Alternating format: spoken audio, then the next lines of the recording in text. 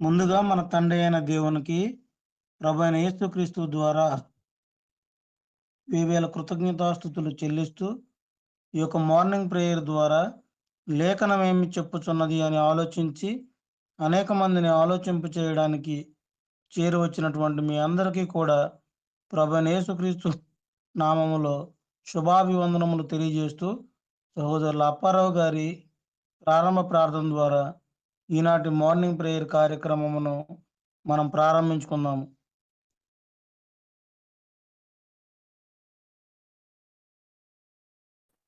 అందరికీ వందనాలండి. హలో, వినిపిస్తుందన్నయ్య, వినిపిస్తుంది. అందరికీ వందనాలండి. తండ్రి అయిన దేవునికి కృతజ్ఞతలు. చేరువచ్చిన మీ అందరికీ కూడా ప్రత్యేకంగా ఉదయ కాలమున శుభములు తెలియపరచుకుంటున్నాం. ప్రార్థించుకుందాం. సర్వోన్నతుడవు, మహోన్నతుడవు, మహాగణుడవు, పరిశుద్ధుడు అయిన తండ్రి, భూమి ఆకాశములకు అధిపతి అయిన దేవ, ఉదయకాలమున ఫోను కాంటాక్ట్ ద్వారా మా అందరినీ సమకూర్చి తండ్రి మీ యొక్క లేఖనమును చదువుకొనుటకు, మీ నామమున ప్రార్థించుకొనుటకు మీరు మా ఎడల చూపించినటువంటి ఈ గొప్ప దయ, కృప, కనికరము, ప్రేమను బట్టి తండ్రి కృతజ్ఞతలు, స్తుతులు, స్తోత్రాలు చెల్లిస్తున్నాం. ఈ సమయంలో చేరి వచ్చినటువంటి సేవకులను, విశ్వాసులను నాయన దీవించి ఆశీర్వదించమని ప్రార్థిస్తున్నాం. తండ్రి ఇట్టి గొప్ప భాగ్యం లేని వారికి అనుగ్రహించమని వేడుకుంటున్నాం. రావలసిన వారిని సకాలంలో నడిపించమని ప్రత్యేకంగా ప్రార్థిస్తున్నాం. దేవా నాయన, ఈ సమయంలో వాక్యము బోధించిన వారికి కావలసిన మంచి జ్ఞాన వివేకముల్ని మనం ప్రార్థిస్తున్నాం. పాడిన వారికి బలమును, శక్తిని, జ్ఞానముని మనం వేడుకుంటున్నాం. స్వరముని మనం ప్రార్థిస్తున్నాం. చదువుతున్నవారు అర్థవంతంగా చదవటానికి సహాయం చేయమని ప్రార్థిస్తున్నాం. ఈ కార్యక్రమం తండ్రి ఆది నుంచి అంతం వరకు క్రమముగా మర్యాదగా మీ నామ ఘనత కొరకు జరుగులాగన ఆశీర్వదించమని యేసుక్రీస్తు ప్రభు నామమున ప్రార్థించడి వేడుకుంటున్నాం తండ్రి. ఆమేన్. వందనాలండి అందరికీ. ప్రార్థన చేసినటువంటి సహోదరులు అప్పారావు గారికి ప్రత్యేకంగా వందనములు తెలియజేస్తున్నాము. సహోదరులు లాలయ్య గారు మొదటి పాటగా పాడి వినిపిస్తారు. తర్వాత సహోదరులు స్వామి గారు రెండవ పాటగా పాడి వినిపిస్తారు.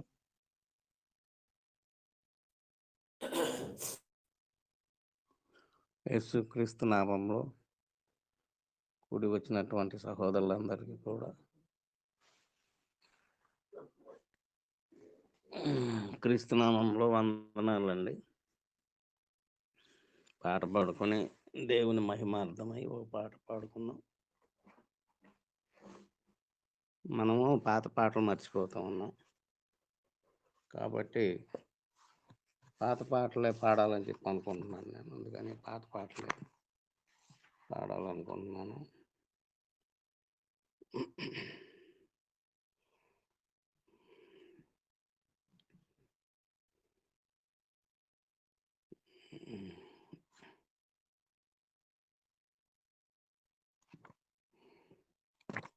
పుస్తకంలో చూస్తున్నానండి. ఇదే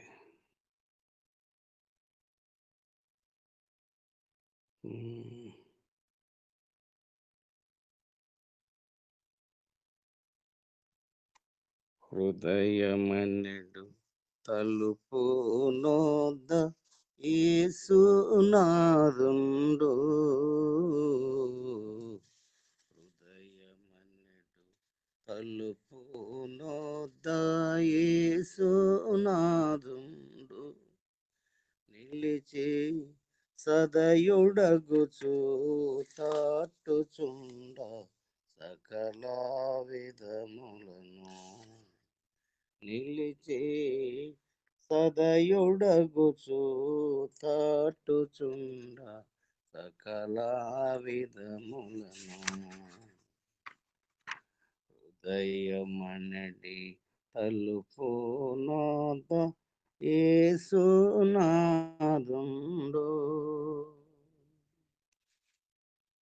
ఎంతసేపు నిలువబెట్టి ఏడ్పింతురతనే,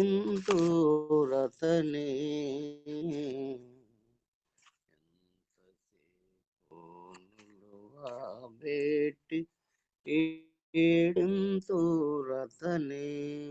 నాత అతడు పరుడుగాడు రక్షకుండు ప్రాణ స్నేహితుడు.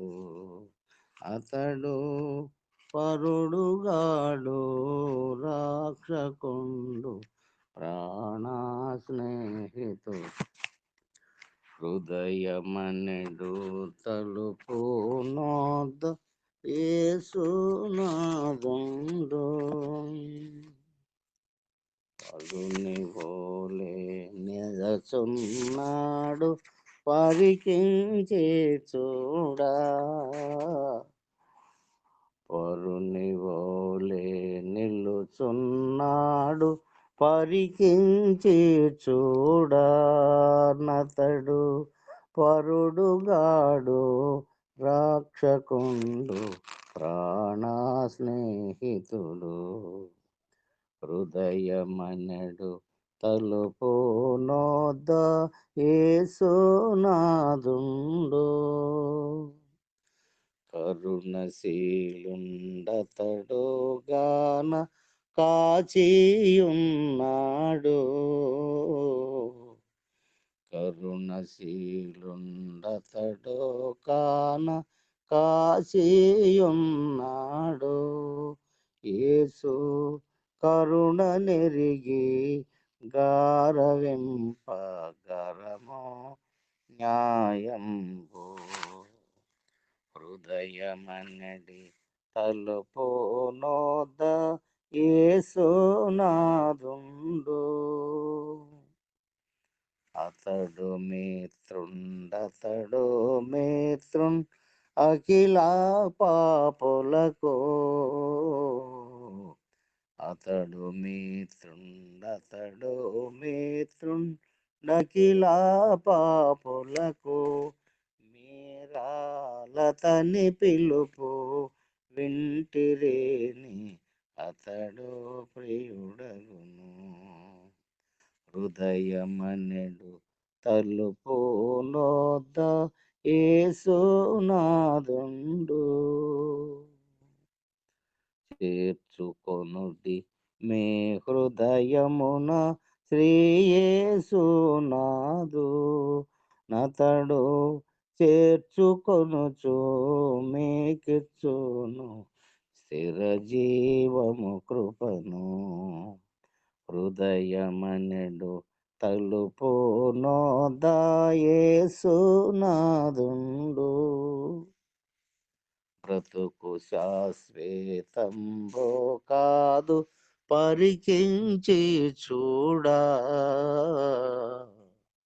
బ్రతుకు శాశ్వతంబో కాదు పరికించి చూడా, కాన బ్రతికియుండు కాలమునని ప్రభుని కొలవండి. హృదయమనెడు తలుపు నోద యేసునాదుండు. నిలిచి సదయుడగుచు తట్టుచుండ సకల విధములను. హృదయమనెడు తలుపు నోద యేసునాదుండు. వందనాలండి. తండ్రైన దేవునికి కృతజ్ఞత స్తుతులు. మీ కూడొచ్చిన మీ అందరికీ యేసు ప్రభు నామంలో వందనాలండి. పువ్వుకింత పరిమళమా ఒక రోజుకింత అందమా, పువ్వుకింత పరిమళమా ఒక రోజుకింత అందమా, పూస్తున్నది ఉదయానే, రాలిపోతున్నది త్వరలోనే. పూస్తున్నది ఉదయానే, రాలిపోతున్నది త్వరలోనే. పువ్వుకింత పరిమళమా, ఒక రోజుకింత అందమా. ఓ చిన్న పువ్వు తన జీవితములో పరిమళాన్ని ఇస్తుందయా. ఓ చిన్న పువ్వు తన జీవితములో పరిమళాన్ని ఇస్తుందయా. ఆ పువ్వు కంటే మరి గొప్పగా చేసిన నీలో ఆ పరిమళముందా.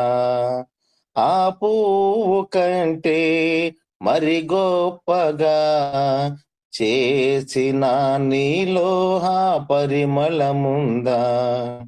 పువ్వుకింత పరిమళమా, ఒక రోజుకింత అందమా. పువ్వుకింత పరిమళమా, ఒక రోజుకింత అందమా. ఒకనాడు యేసు మన పాపములకై పరిమళాన్ని వెదజల్లెను. ఒకనాడు యేసు మన పాపములకై పరిమళాన్ని వెదజల్లెను. ఆ యేసు మరణం నీ కోసమేనని ఇకనైనా గమనించవా. ఆ యేసు మరణం నీ కోసమేనని ఇకనైనా గమనించవా. పువ్వుకింత పరిమళమా, ఒక రోజుకింత అందమా. పువ్వుకింత పరిమళమా, ఒక రోజుకింత అందమా. అతి చిన్నాయవు ప్రతి పువ్వు కలిగి అందరినీ ఆకర్షించెను. అతి చిన్నాయవు ప్రతి పువ్వు కలిగి అందరినీ ఆకర్షించును. బహుకాలము బ్రతికి బహుజనులను పిలచి, బహుకాలము బ్రతికి బహుజనులను పిలచి సువార్తను వెదజల్లవా. సువార్తను వెదజల్లవా. పువ్వుకింత పరిమళమా, ఒక రోజుకింత అందమా. పువ్వుకింత పరిమళమా, ఒక రోజుకింత అందమా. అలనాడు ప్రభువు తన రక్తధారలచే తన సంఘమును కట్టెను. అలనాడు ప్రభువు తన రక్తధారలచే తన సంఘమును కట్టెను. ఈనాడు నీవు ఆ సంఘము కొరకు నీ వంతు పని చేయవా. ఈనాడు నీవు ఆ సంఘము కొరకు నీ వంతు పని చేయవా. పువ్వుకింత పరిమళమా, ఒక రోజుకింత అందమా. పువ్వుకింత పరిమళమా, ఒక రోజుకింత అందమా. పూస్తున్నది ఉదయాన్నే, రాలిపోతున్నది త్వరలోనే. పూస్తున్నది ఉదయాన్నే, రాలిపోతున్నది త్వరలోనే. పువ్వుకింత పరిమళమా, ఒక రోజుకింత అందమా. పువ్వుకింత పరిమళమా, ఒక రోజుకింత అందమా. ఉన్నారండి. ఇప్పటి వరకు చాలా చక్కగా పాటలు పాడి దేవుని నామమును మహింపరిచినటువంటి సహోదరులు ఇరువురికి కూడా ప్రత్యేకంగా వందనములు తెలియజేస్తూ లేవియా కాండము 13వ అధ్యాయము వాక్య పఠన భాగంగా చదువుకుందాము. 13వ అధ్యాయం మొదటి వచనం నుండి 8వ వచనం వరకు నవ్య గారు చదువుతారు. 9వ వచనం నుండి 23వ వచనం వరకు అప్పారావు గారు చదువుతారు. 24వ వచనం నుండి 37వ వచనం వరకు నరేష్ గారు చదువుతారు. 38వ వచనం నుండి 46వ వచనం వరకు శ్రీకళ గారు చదువుతారు. 47వ వచనం నుండి చివరి వరకు సహోదరి జ్యోతి గారు చదువుతారు. మరియు యెహోవా మోషే అహరోనులకు ఇలాగు సెలవిచ్చును. ఒకని దేహ చర్మమందు వాపు గాని పొక్కు గాని నెగనెగలాడు మచ్చ గాని ఉండి వాని దేహ చర్మమందు కుష్టుపొడ వంటిది కనబడిన ఎడల యాజకుడైన అహరోను నొద్దకైనను యాజకులైన అతని కుమారులలో ఒకని నొద్దకైనను వాని తీసుకుని రావలెను.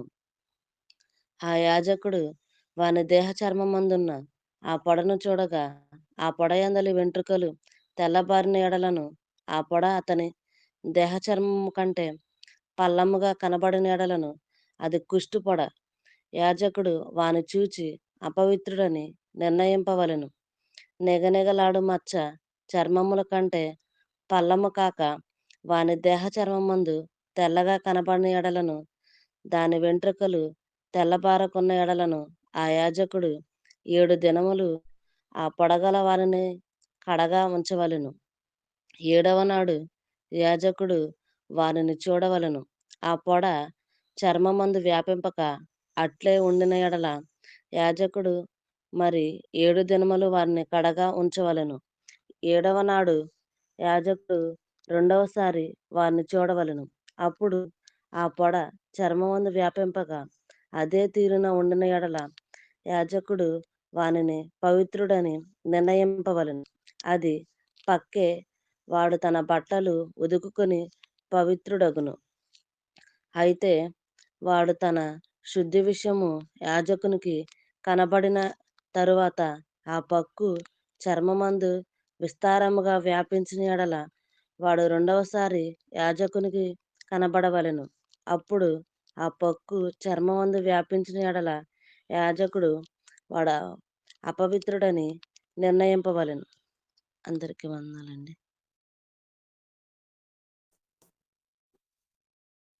అందరికీ వందనాలండి.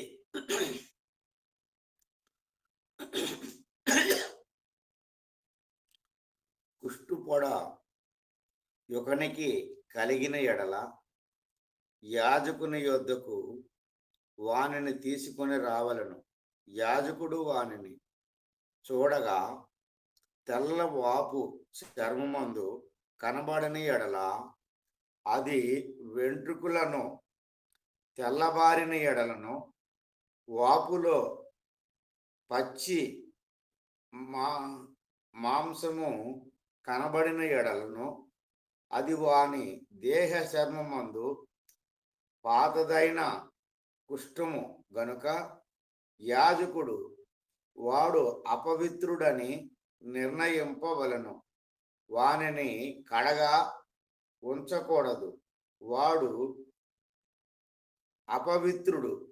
కుష్టు చర్మమందు విస్తారముగా పుట్టినప్పుడు యాజకుడు చూసినంత వరకు ఆ పొడగల వాణ్ణి తల మొదలుకొని పాదముల వరకు కుష్ఠము వాని చర్మమంతయు వ్యాపించి ఉండిన ఎడల యాజకుడు వానిని చూడవలను.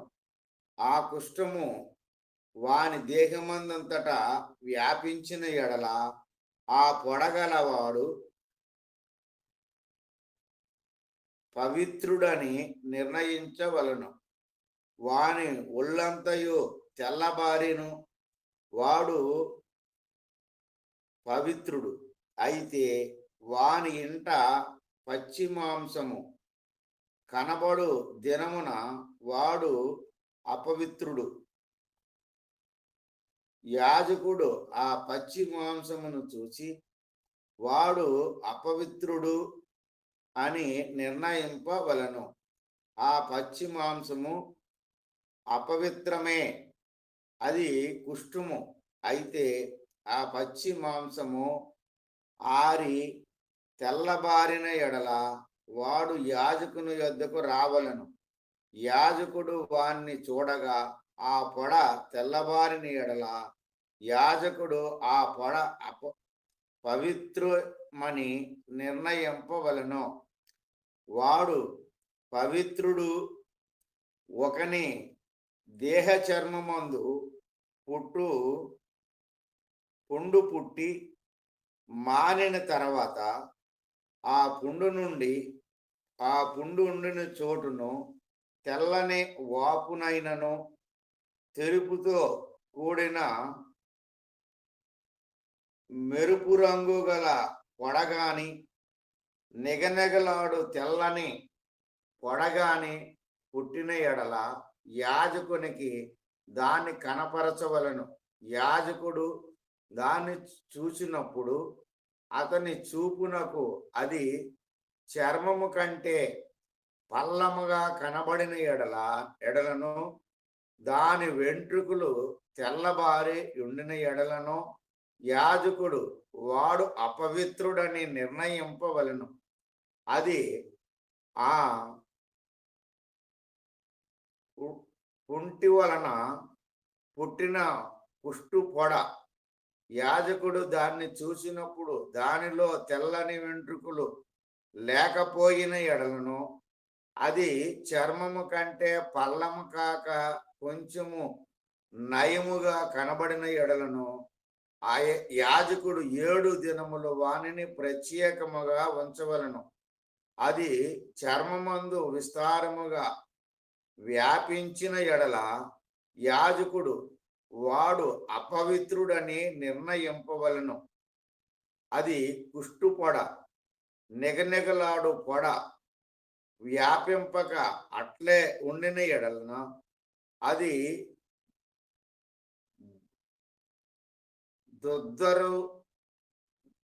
దద్దురు. యాజకుడు వాడు పవిత్రుడని నిర్ణయింపవలను. వందనలయ్య.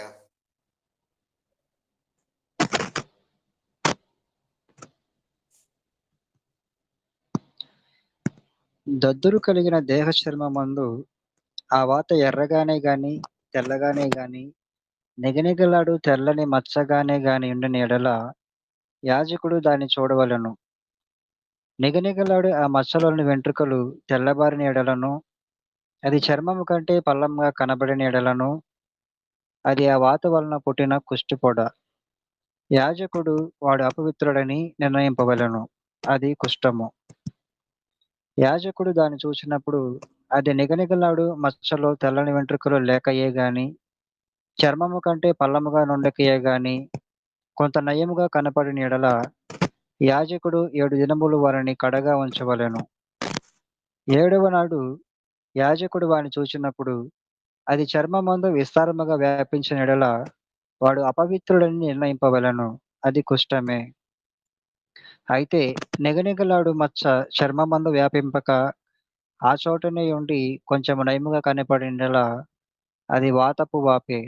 వాడు పవిత్రుడని యాజకుడు నిర్ణయింపవలను. అది వాతపు మంటయే. పురుషునికైనను స్త్రీకైనను తల ఎందేమి గడ్డ ఎందేమి పొడ పుట్టిన ఎడల యాజకుడు ఆ పొడను చూడగా అది చర్మం కంటే పల్లముగాను, సన్నమైన పసుపు మచ్చ వెంట్రుకలు కలదిగాను కనబడిన యెడల వాడు అపవిత్రుడని యాజకుడు నిర్ణయింపవలెను. అది బొబ్బ, తల మీదనేమి గడ్డ మీదనేమి పుట్టిన కుష్ఠము. యాజకుడు ఆ బొబ్బ అయిన పొడను చూచినప్పుడు అది చర్మము కంటే పల్లము కాని యెడలను, దానిలో నల్ల వెంట్రుకలు లేని యెడలను యాజకుడు ఆ బొబ్బయిన పొడగల వానిని 7 దినములు ప్రత్యేకముగా ఉంచవలెను. 7వ నాడు యాజకుడు ఆ పొడను చూడవలెను. ఆ బొబ్బ వ్యాపింపక ఉన్న యెడలను, దానిలో పసుపు పచ్చ వెంట్రుకలు లేని యెడలను, చర్మము కంటే పల్లము కాని యెడలను వాడు క్షౌరము చేసుకొనవలెను. కానీ ఆ బొబ్బ క్షౌరము చేయకూడదు. యాజకుడు బొబ్బగల వానిని మరి 7 దినములు ప్రత్యేకముగా ఉంచవలెను. 7వ నాడు యాజకుడు ఆ బొబ్బను చూడగా అది చర్మమందు బొబ్బ వ్యాపింపక చర్మము కంటే పల్లము కాక వినిన యెడల యాజకుడు వాడు పవిత్రుడని నిర్ణయింపవలెను. వాడు తన బట్టలు ఉదుకుకొని పవిత్రుడగును. వాడు పవిత్రుడని నిర్ణయించిన తరువాత బొబ్బ విస్తారముగా వ్యాపించిన యెడల యాజకుడు వాని చూడవలెను. అప్పుడు ఆ ఆ మాద వ్యాపించి ఉండిన యెడల యాజకుడు పసుపు పచ్చ వెంట్రుకలను వెదకనక్కర్లేదు. వాడు అపవిత్రుడు. అయితే నిలిచిన ఆ మాదలో నల్ల వెంట్రుకలు పుట్టిన యెడల ఆ మాద బాగుపడెను. వాడు పవిత్రుడు. యాజకుడు వాడు పవిత్రుడని నిర్ణయింపవలెను.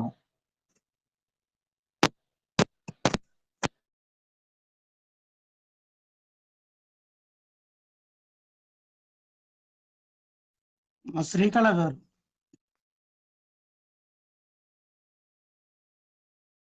సరే, నేనే చదువుతున్నానండి. మరియు పురుషుని దేహపు చర్మమందేమి, స్త్రీ దేహపు చర్మమందేమి నిగనిగలాడు మచ్చలు అనగా నిగనిగలాడు తెల్లని మచ్చలు పుట్టిన యెడల యాజకుడు వానిని చూడవలెను.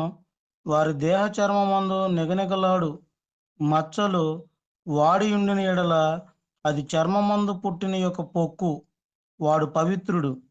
తల వెంట్రుకలు రాలినవాడు బట్టతలవాడు అయినను వాడు పవిత్రుడు. ముఖము వైపున తల వెంట్రుకలు రాలినవాడు బట్ట నొసటివాడు, వాడు పవిత్రుడు. అయినను బట్ట తల ఎందే గాని బట్ట నొసటి ఎందే గాని ఎర్రగా నుండు తెల్లని పొడ పుట్టిన యెడల అది వాని బట్ట తల ఎందైనను బట్ట నొసటి ఎందైనను పుట్టిన కుష్ఠము. యాజకుడు వానిని చూడవలెను. కుష్ఠము దేహ చర్మమందు కనబడినట్లు ఆ పొడ వాపు చూపునకు వాని బట్టతల ఎందైనను వాని బట్ట నొసటి ఎందైనను ఎర్రగా నుండు తెల్లని పొడయైన ఎడల వాడు కుష్ఠరోగి, వాడు అపవిత్రుడు.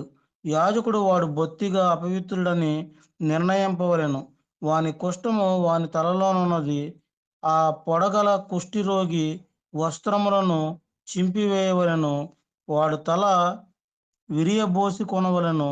వాడు తన పై పెదవిని కప్పుకొని అపవిత్రుడును అపవిత్రుడును అని బిగ్గరగా పలుకోవలెను. ఆ పొడ వానికి కలిగిన దినములన్నీ వాడు అపవిత్రుడై ఉండును. వాడు అపవిత్రుడు గనుక ప్రత్యేకముగానే నివసింపవలెను. వాని నివాసము పాళెమునకు వెలుపల ఉండవలెను. అందరికీ వందనాలండి. మరియు కుష్టుపొడ వస్త్రమందు కనబడినప్పుడు అది గొర్రె వెంట్రుకల బట్ట ఎందేమి, నార బట్ట ఎందేమి, నారతోనే గాని వెంట్రుకలతోనే గాని నేసిన పడుగు నందేమి, పేక ఎందేమి, తోలు నందేమి, తోలుతో చేయబడు ఏ యొక్క వస్తువునందేమి పుట్టి ఆ పొడ ఆ బట్ట ఎందేమి, ఆ తోలు నందేమి, ఆ పేక నందేమి, తోలుతో చేయబడిన వస్తువునందేమి పచ్చదాళ్ళుగానేని ఎర్ర దాళ్ళుగానే గాని కనబడిన ఎడల అది కుష్టుపొడ.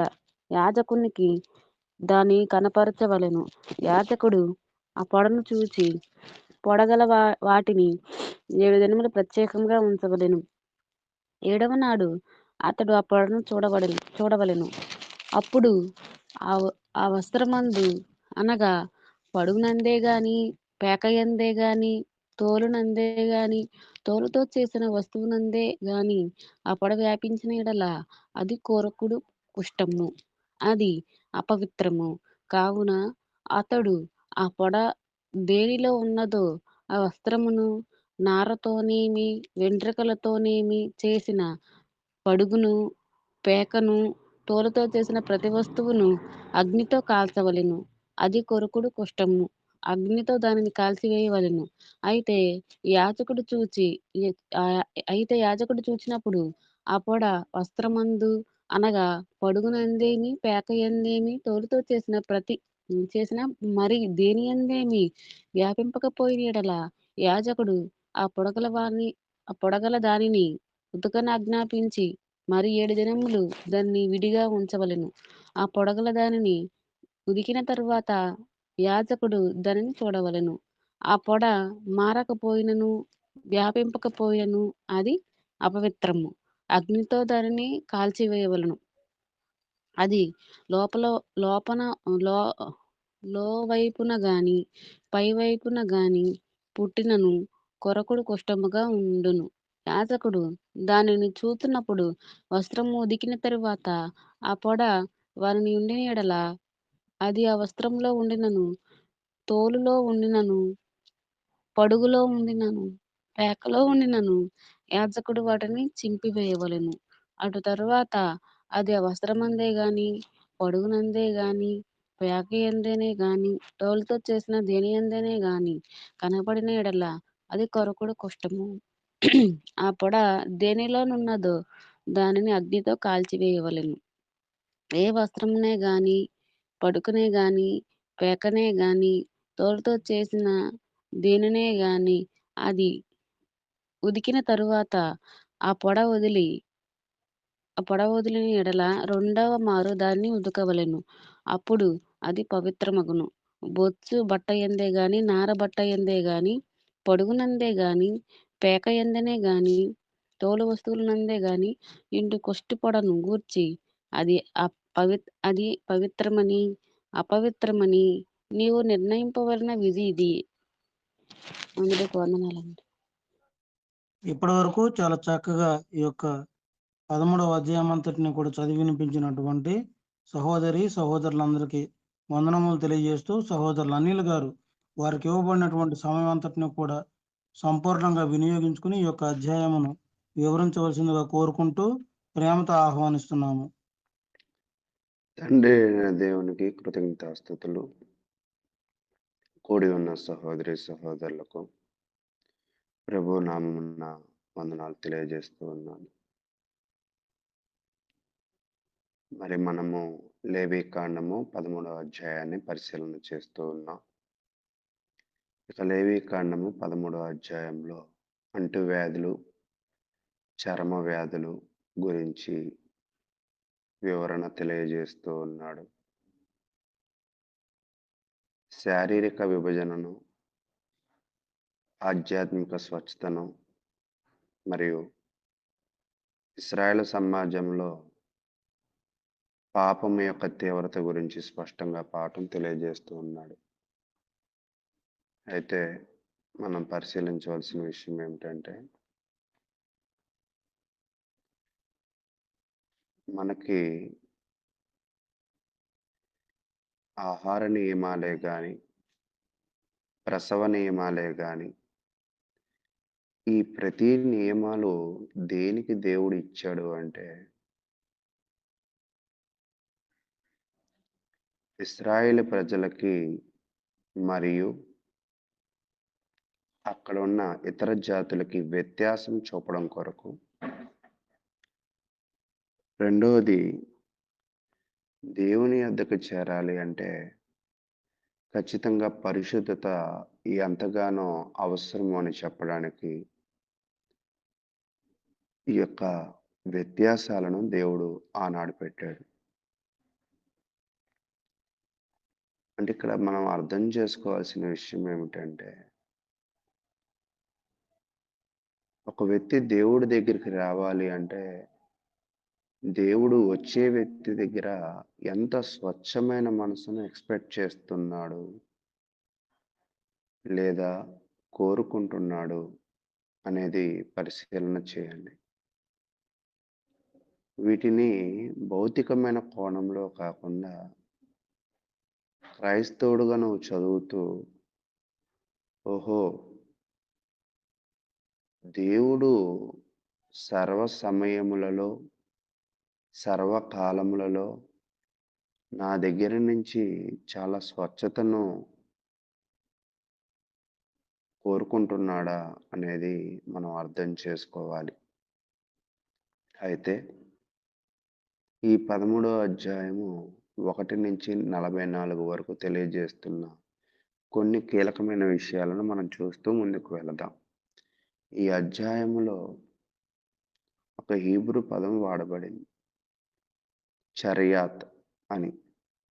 తెలుగులో దానిని చర్మవ్యాధి లేదా చర్మములో అంటువ్యాధి లేక పూజు అని అనువదిస్తే సరిగా ఉంటుంది.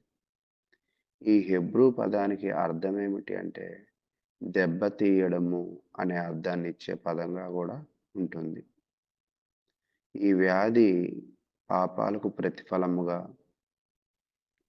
దేవుడు ఒక విధించే శిక్షగా జనులు చూస్తూ ఉంటారు.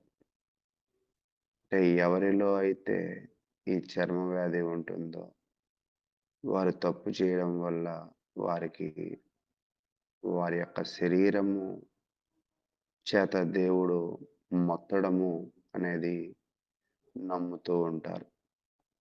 కొన్ని సందర్భాలలో ఇది నిజముగానే అవును కదా అని మనకు అనిపిస్తూ ఉంది. సంఖ్యాకాండం 12వ అధ్యాయంలో 10-15 వచనాలు చూస్తున్నప్పుడు మిరియాము అహరోనులకి కూడా తప్పు చేసినప్పుడు దేవుడు కుష్ఠమును కలగజేసినట్లుగాను, అదే విధముగా 2 రాజుల గ్రంథం 5:27లో కూడా కొన్ని తర్జుమాలలో ఈ వ్యాధిని కుష్టి వ్యాధి అని అనువదించారు. అయితే ఈ అధ్యాయంలో కనిపించే రోగ లక్షణాలను పరిశీలన చేస్తే అది ఈ రోజుల్లో కనిపించే కుష్టి వ్యాధి కాదని అర్థమవుతుంది. ఒకవేళ ఇది కుష్టి అయితే ఈ రోజుల్లో కనిపించే కుష్టి వ్యాధి కాదు. ఆలోచించి చూస్తే ఇది ఏ విధమైన కుష్టి వ్యాధి కాదని చెప్పగలిగే అవకాశము ఉంది. ఏది ఏమైనా ఇక్కడ వర్ణించిన వ్యాధి పాపాన్ని సూచించడానికి సరిగ్గా సరిపోతుంది.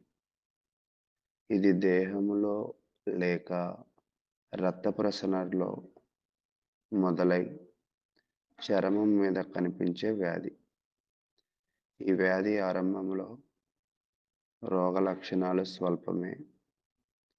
మామూలుగా వ్యాధి ముదరడము చాలా కాలం పడుతుంది.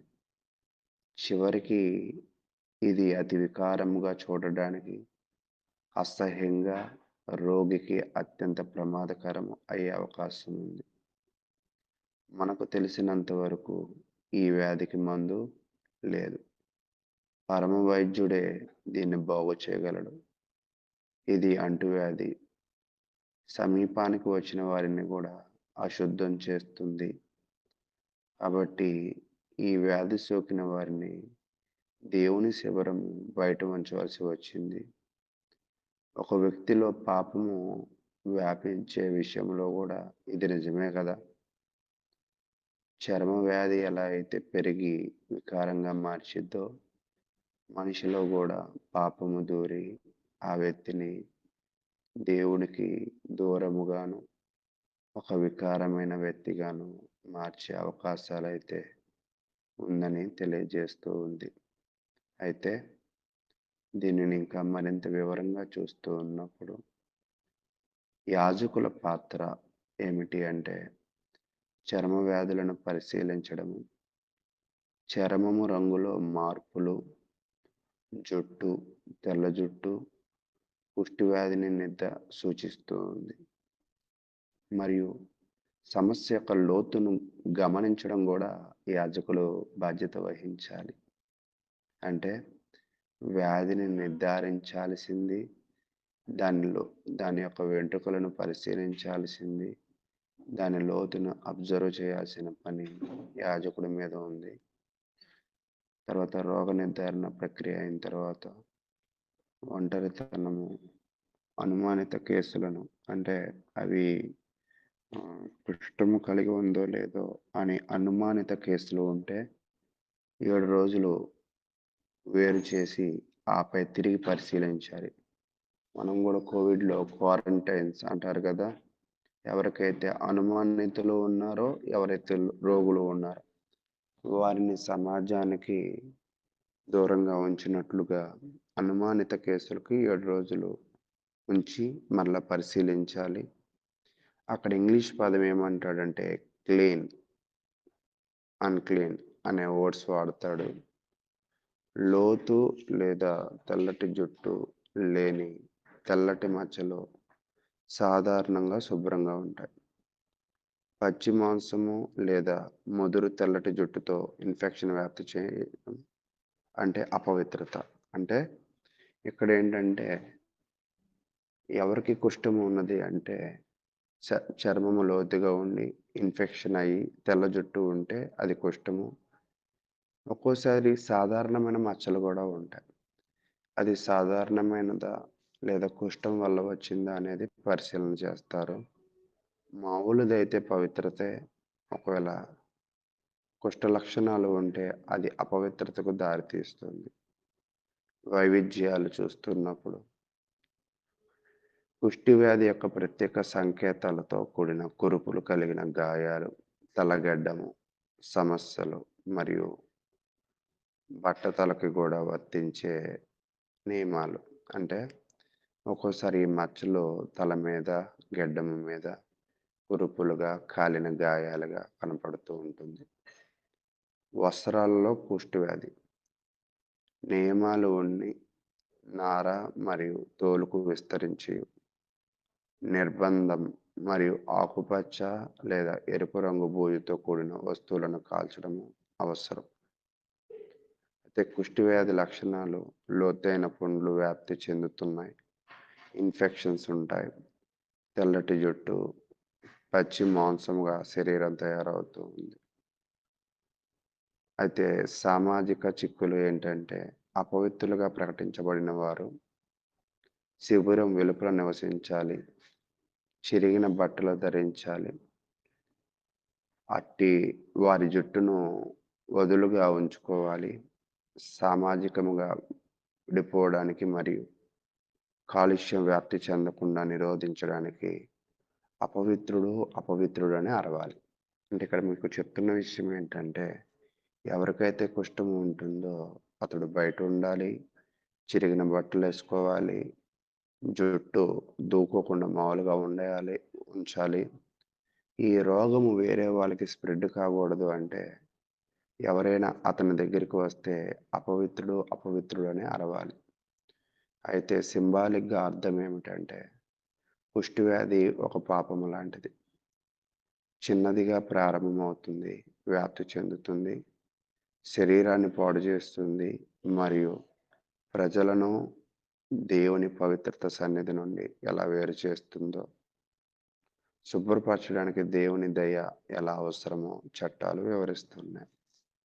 అలాగే ఈరోజు పరిస్థితుల్లో కూడా సంఘంలో కూడా చాలామంది సంఘాన్ని శుభ్రపరిచే మాటలు, ప్రవర్తన కలిగి ఉన్నారా? లేదా సంఘాన్ని అపరిశుభ్రపరిచే వ్యక్తులుగా ఉన్నారా? అది మనం సేవకుడుగా ఉన్న వాళ్ళు దానిని గ్రహించాలి. శుభ్రపరిచే వ్యక్తులను బలపరచాలి, అశుభ్రపరిచే వ్యక్తులను వేరు చేసి వారిని బాగు చేయాలి.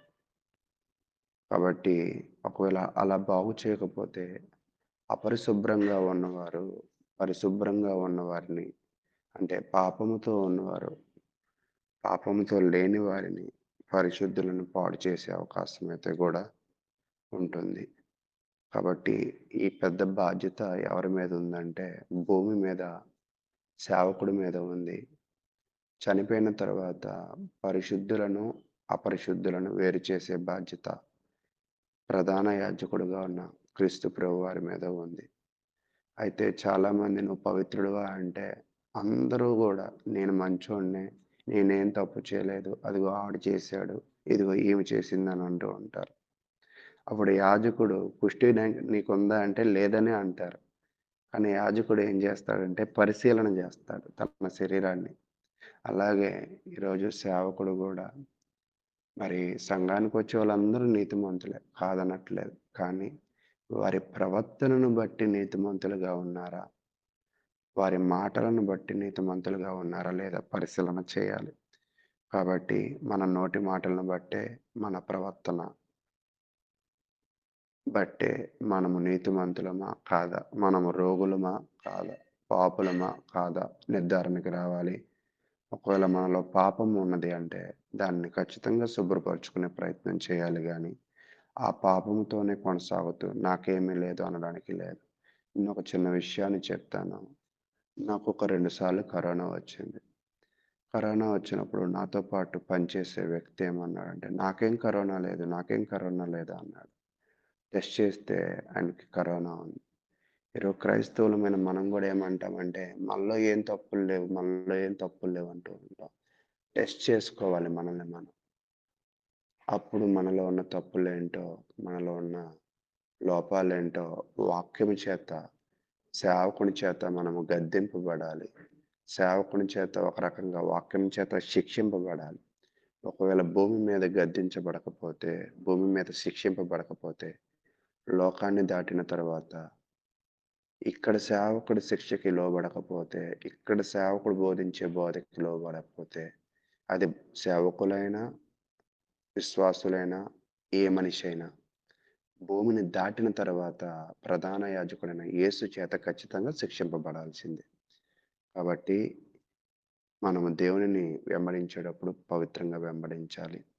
ఇశ్రాయేలీయులు శారీరకంగా పరిశుభ్రంగా ఉండాలని పిలువబడినట్లే మన జీవితాలలో కూడా ఆధ్యాత్మిక పవిత్రతను వెంబడించండి.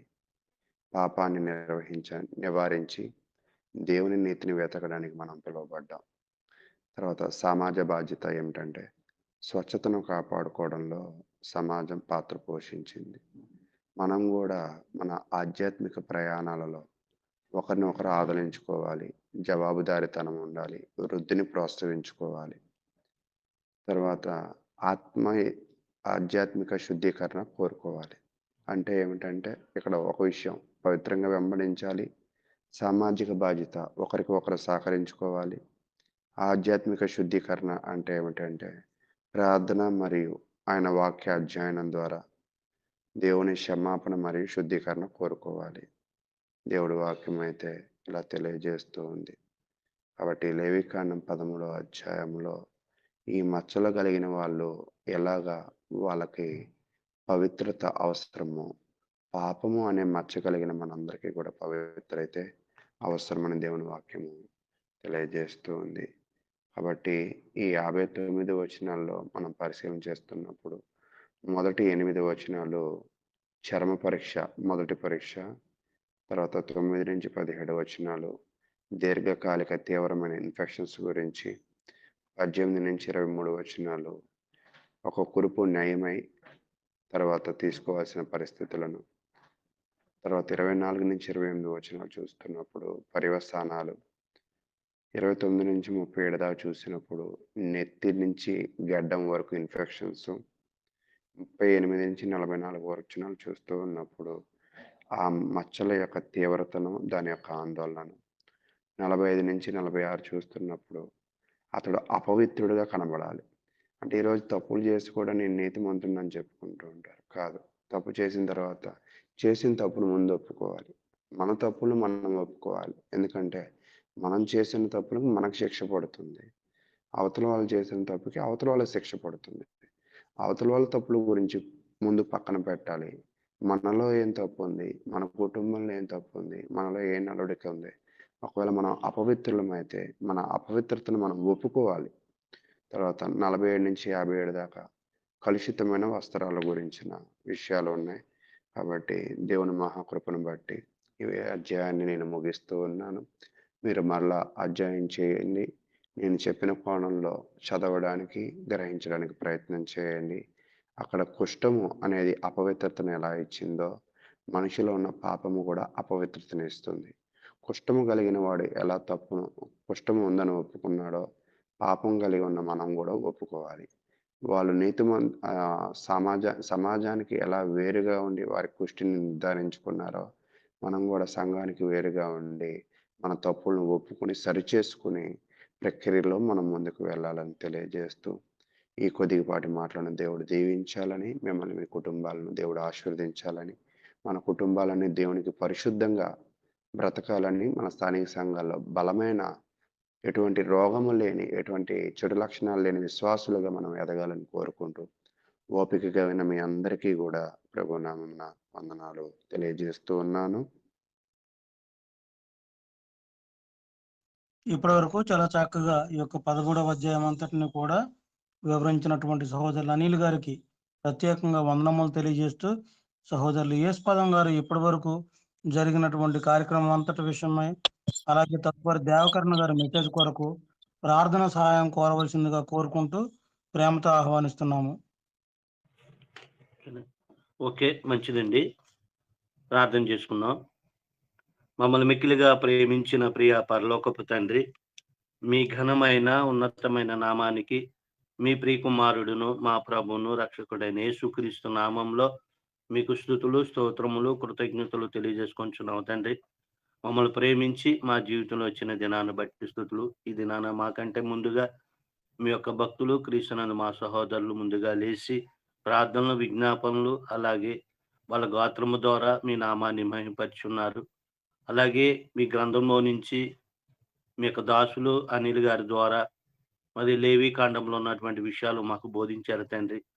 మీ ప్రజలైనటువంటి ఇశ్రాయేలుని స్వకీయ జనంగా చేసుకుంటూ వాళ్ళు నాయన వాళ్ళ నిమిత్తము సేవ చేయటానికి మరి యాజకుల్ని ఏర్పాటు చేసుకొని ఉన్నారు. ఆ యాజకుల యొక్క బాధ్యతలు మరి తన ప్రజలైనటువంటి వారు మరి దేహానికి మరి జబ్బు చేసినప్పుడు ఆ జబ్బుని ఎలా గుర్తించి మరి మిగిలిన ప్రజలకు అంటకుండా ఉండటానికి వాళ్ళని ఎలా డివైడ్ చేయాలో అనేటువంటి బాధ్యతలు యాజకులకు అప్పగించారు తండ్రి.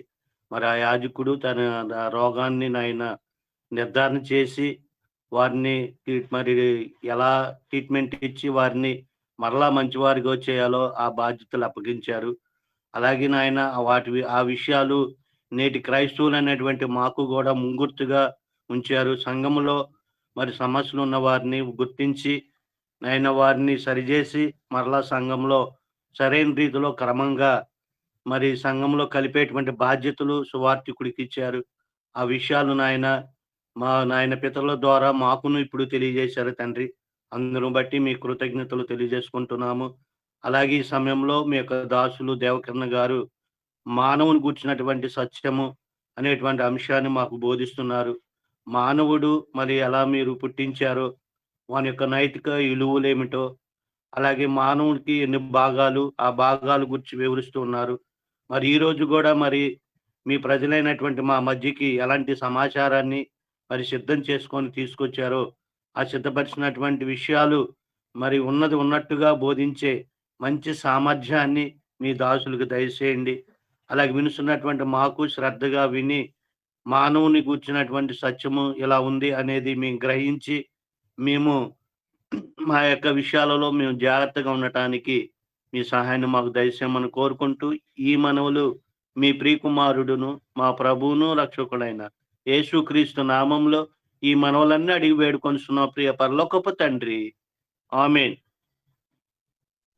ప్రార్థన చేసినటువంటి సహోదరులు యేసుపాదం గారికి ప్రత్యేకంగా వందనములు తెలియజేస్తూ, సహోదరులు దేవకర్ణ గారు వారికి ఇవ్వబడినటువంటి సమయం అంతటిని కూడా సంపూర్ణంగా వినియోగించుకుని దేవుని యొక్క వాక్యమును మనకు వినిపించవలసిందిగా కోరుకుంటూ ప్రేమతో ఆహ్వానిస్తున్నాము.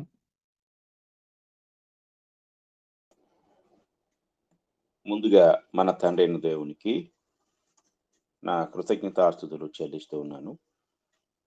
అలాగే వాక్యం వినుటకు సిద్ధంగా ఉన్న నా ప్రియ సహోదరి సహోదరులందరికీ కూడా హృదయపూర్వకమైన వందనాలు తెలియజేస్తూ ఉన్నాను.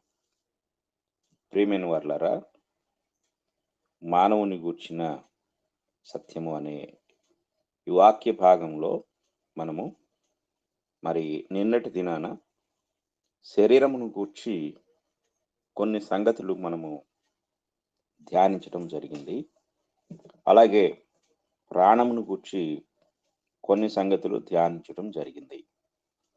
ఈరోజు మనము ప్రాణములో ఉన్న భావోద్వేగాలు, వాటి ఆలోచనలు, వాటికి ఉన్న కోరికలు, అనగా ప్రాణానికి ఉన్న కోరికలు ఇంకా ఏమేమి ఉన్నాయో మనం చూద్దాం.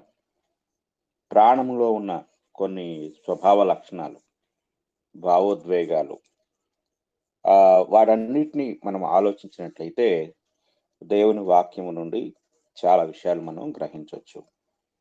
మొట్టమొదటిగా మనం పరిశీలించినప్పుడు ప్రాణానికి ఉన్న ఆసక్తి, లైక్ ఇంట్రెస్ట్ అంటాం. నాకు ఇంట్రెస్ట్ లేదు అంటూ ఉంటాం కదా, నాకు ఆసక్తి లేదు, లేక ఇష్టం లేదు అని మాట్లాడుతూ ఉంటాం. ప్రాణానికి ఉన్న కొన్ని భావోద్వేగాలు అంటే భావ ప్రకటనలు, అందులో ఉండే కొన్ని అంశములు మనం జాగ్రత్తగా పరిశీలించినట్లయితే ఈ ప్రాణం అనే మాట హెబ్రీ భాషలో నెఫెష్ అనే మాట నుండి తర్జుమా చేయబడింది. అలాగే గ్రీకు భాషలోకి వచ్చేసరికి సూకే అనే మాట నుండి తర్జుమా చేయబడింది. ఈ యొక్క భావాన్ని మనము చాలా జాగ్రత్తగా పరిశీలించినట్లయితే ఇది ఒకే పదాన్ని అంటే తర్జుమా చేసేటప్పుడు ఒకే భావాన్ని తెలియచేయలేదు, కానీ అనేక అర్థాలు ఈ రెండు గ్రీకు పదాలకి, అంటే హెబ్రీ పదానికి గ్రీకు పదానికి రెండు వేరు అంటే రెండు కాదు, అనేకమైన పదాలు తర్జుమా చేయబడ్డాయి. ఈ యొక్క పదాలను మనము జాగ్రత్తగా పరిశీలించినట్లయితే ఈ పదాలు కొన్నిసార్లు మనకి ఎక్కువ సార్లు ప్రాణము అని, అలాగే ఇంకా మైండ్ అని ఇంగ్లీష్లో, లైఫ్ అని, హార్ట్ అని, ఇంకా ఇలాగా తర్జుమా చేయబడింది. అంటే ప్రాణము, జీవము, అలాగే మనస్సు, హృదయము అనే పదాలు వీటికి ఎక్కువగా ఉపయోగించబడ్డాయి. ఇందులో ఎక్కువ సార్లు ఈ యొక్క నెఫెస్ లేక సూకే అనే మాటకు సోల్ అనే మాట ఇంగ్లీష్లో తర్జుమా చేయబడింది. దీని అర్థం ఏంటంటే ప్రాణము. ఎక్కువ సార్లు ప్రాణము అనే తెలుగు పదానికి ఈ పదం ఈ యొక్క హెబ్రీ గ్రీకు పదాలు తర్జుమానిచ్చాయి. అంటే ఈ హెబ్రీ గ్రీకు పదాలకు ఎక్కువ తర్జుమా చేయబడిన తెలుగు మాట ఏమిటంటే ప్రాణము అనే మాట. ఇది చాలా జాగ్రత్తగా మనం గ్రహించవలసిన వారమై ఉన్నాం. తర్వాత ఈ ప్రాణానికి ఉన్న భావాలను లేక భావోద్వేగాలను మనం గమనించితే ఈ భావోద్వేగాల్లో మొదటిది ఆసక్తి. అందులో ఒకటి ఆహారానికి సంబంధించిన ఆసక్తి. ఆహార ఆసక్తి అంటే కొందరికి కొన్ని రకాల ఆహార పదార్థాలను చూసినప్పుడు లేక వాటికి సంబంధించిన ఆ స్మెల్ చూసినప్పుడు వెంటనే ఆసక్తి కలుగుతుంది. అయితే ఈ ఆసక్తి తినేది శరీరం అయినప్పటికీ కూడా శరీరానికి సంబంధం లేదు అనేది మనం గ్రహించాలి. నాకు ఆకలి వేస్తుంది అన్నప్పుడు కడుపులో ఆకలి వేస్తుంది, కానీ ఆకలి కడుపుకు సంబంధించింది కాదు. అలాగే తినాలనిపిస్తుంది, ఈ టైంలో నాకు ఫలాన్ని తినాలనిపిస్తుంది తినేది శరీరమే, ఆ నోరు, నాలుక ఇవన్నీ. కానీ ఆ సెన్స్ ఆఫ్ మైండ్ అనేది, అంటే ఆ యొక్క సెన్స్ ఎక్కడి నుంచి వస్తుంది అనేది మాత్రం ప్రాణానికి సంబంధించింది అనేది మనం చాలా జాగ్రత్తగా గ్రహించవచ్చు. చూడండి, ద్వితీయోపదేశ కాండము 12వ అధ్యాయము 15వ వచనాన్ని మనం చదువుకుందాం. ద్వితీయోపదేశ కాండము 12వ అధ్యాయము 15వ వచనాన్ని మనం చదువుకున్నట్లయితే అక్కడ దేవుడు ఇశ్రాయేలీయులతో మాట్లాడే మాటలు మనం గ్రహించవచ్చు. అయితే నీ దేవుడైన యెహోవా నిన్ను ఆశీర్వదించిన కొలది ఇండ్లన్నిటిలో నీ మనస్సు కోరు దానిని, ఇక్కడ మనస్సు అన్నాడు, ఇంగ్లీష్లోకి వచ్చేసరికి సోల్ అన్నాడు. కొన్నిసార్లు ఈ మనస్సు అనే దగ్గరకు వచ్చేసరికి ప్రాణం అనే మాట తర్జుమా చేయబడింది. మనస్సు కోరుతారని చంపి తినవచ్చును అంటే నీ మనస్సు ఏదైతే కోరుతుందో ఇది మనం జాగ్రత్తగా గ్రహించాలి. దీన్ని ఇంగ్లీష్లో ప్రాణము అనే మాటగా తర్జుమా చేశారు. తర్వాత మనం ఇంకా కిందకి చదువుకుంటూ వచ్చినట్లయితే 12వ అధ్యాయము 20వ వచనాన్ని మనం చదువుకుందాం. ద్వితీయోపదేశ కాండంలోనే 12వ అధ్యాయము 20వ వచనం కూడా మనం చదువుకున్నట్లయితే అక్కడ ఈ మాట కనపడుతుంది. నీ దేవుడైన యెహోవా తాను నీకు ఇచ్చిన మాట చొప్పున నీ సరిహద్దులను విశాలపరిచిన తరువాత నిశ్చయముగా మాంసము తినగోరి మాంసము తినిదననుకొందువు, అప్పుడు నీకు ఇష్టమైన మాంసము తినవచ్చును అనే మాట అక్కడ మనకి కనపడుతుంది. అంటే తినాలి అనే సెన్స్ అనేది అది మన ప్రాణానికి సంబంధించింది. ఇది మనం గమనించాలి. ఇంగ్లీష్లో ఏముంటుందంటే దై సోల్ లస్టెత్ ఆఫ్టర్ అనే మాట మనకి కనపడుతుంది. అంటే ప్రాణానికి కొన్ని కోరికలు ఉంటాయి. ఆ కోరికలో ఒకటి తినడానికి సంబంధించిన కోరిక. ఇది మనం జాగ్రత్తగా గ్రహించవచ్చు. కొన్ని విషయాలను మనం ఆలోచించినట్లయితే ఆదికాండము 18వ అధ్యాయము 5వ వచనాన్ని మనం చదువుకుందాం. ఆదికాండము 18వ అధ్యాయము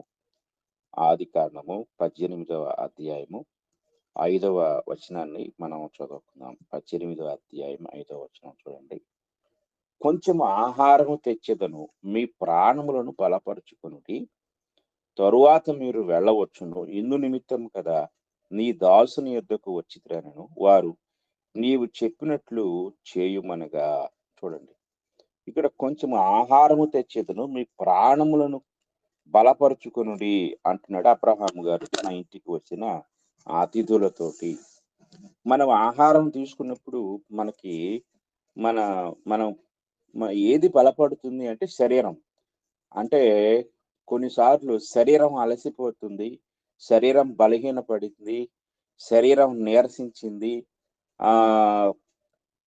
కాబట్టి ఈ శరీరాన్ని మరలా మనం బలపరుచుకోవాలి అని మనం అంటూ ఉంటాం. కానీ ఇక్కడ అబ్రహాము మాట్లాడుతూ మీ ప్రాణములను బలపరుచుకొనుడి అన్నాడు.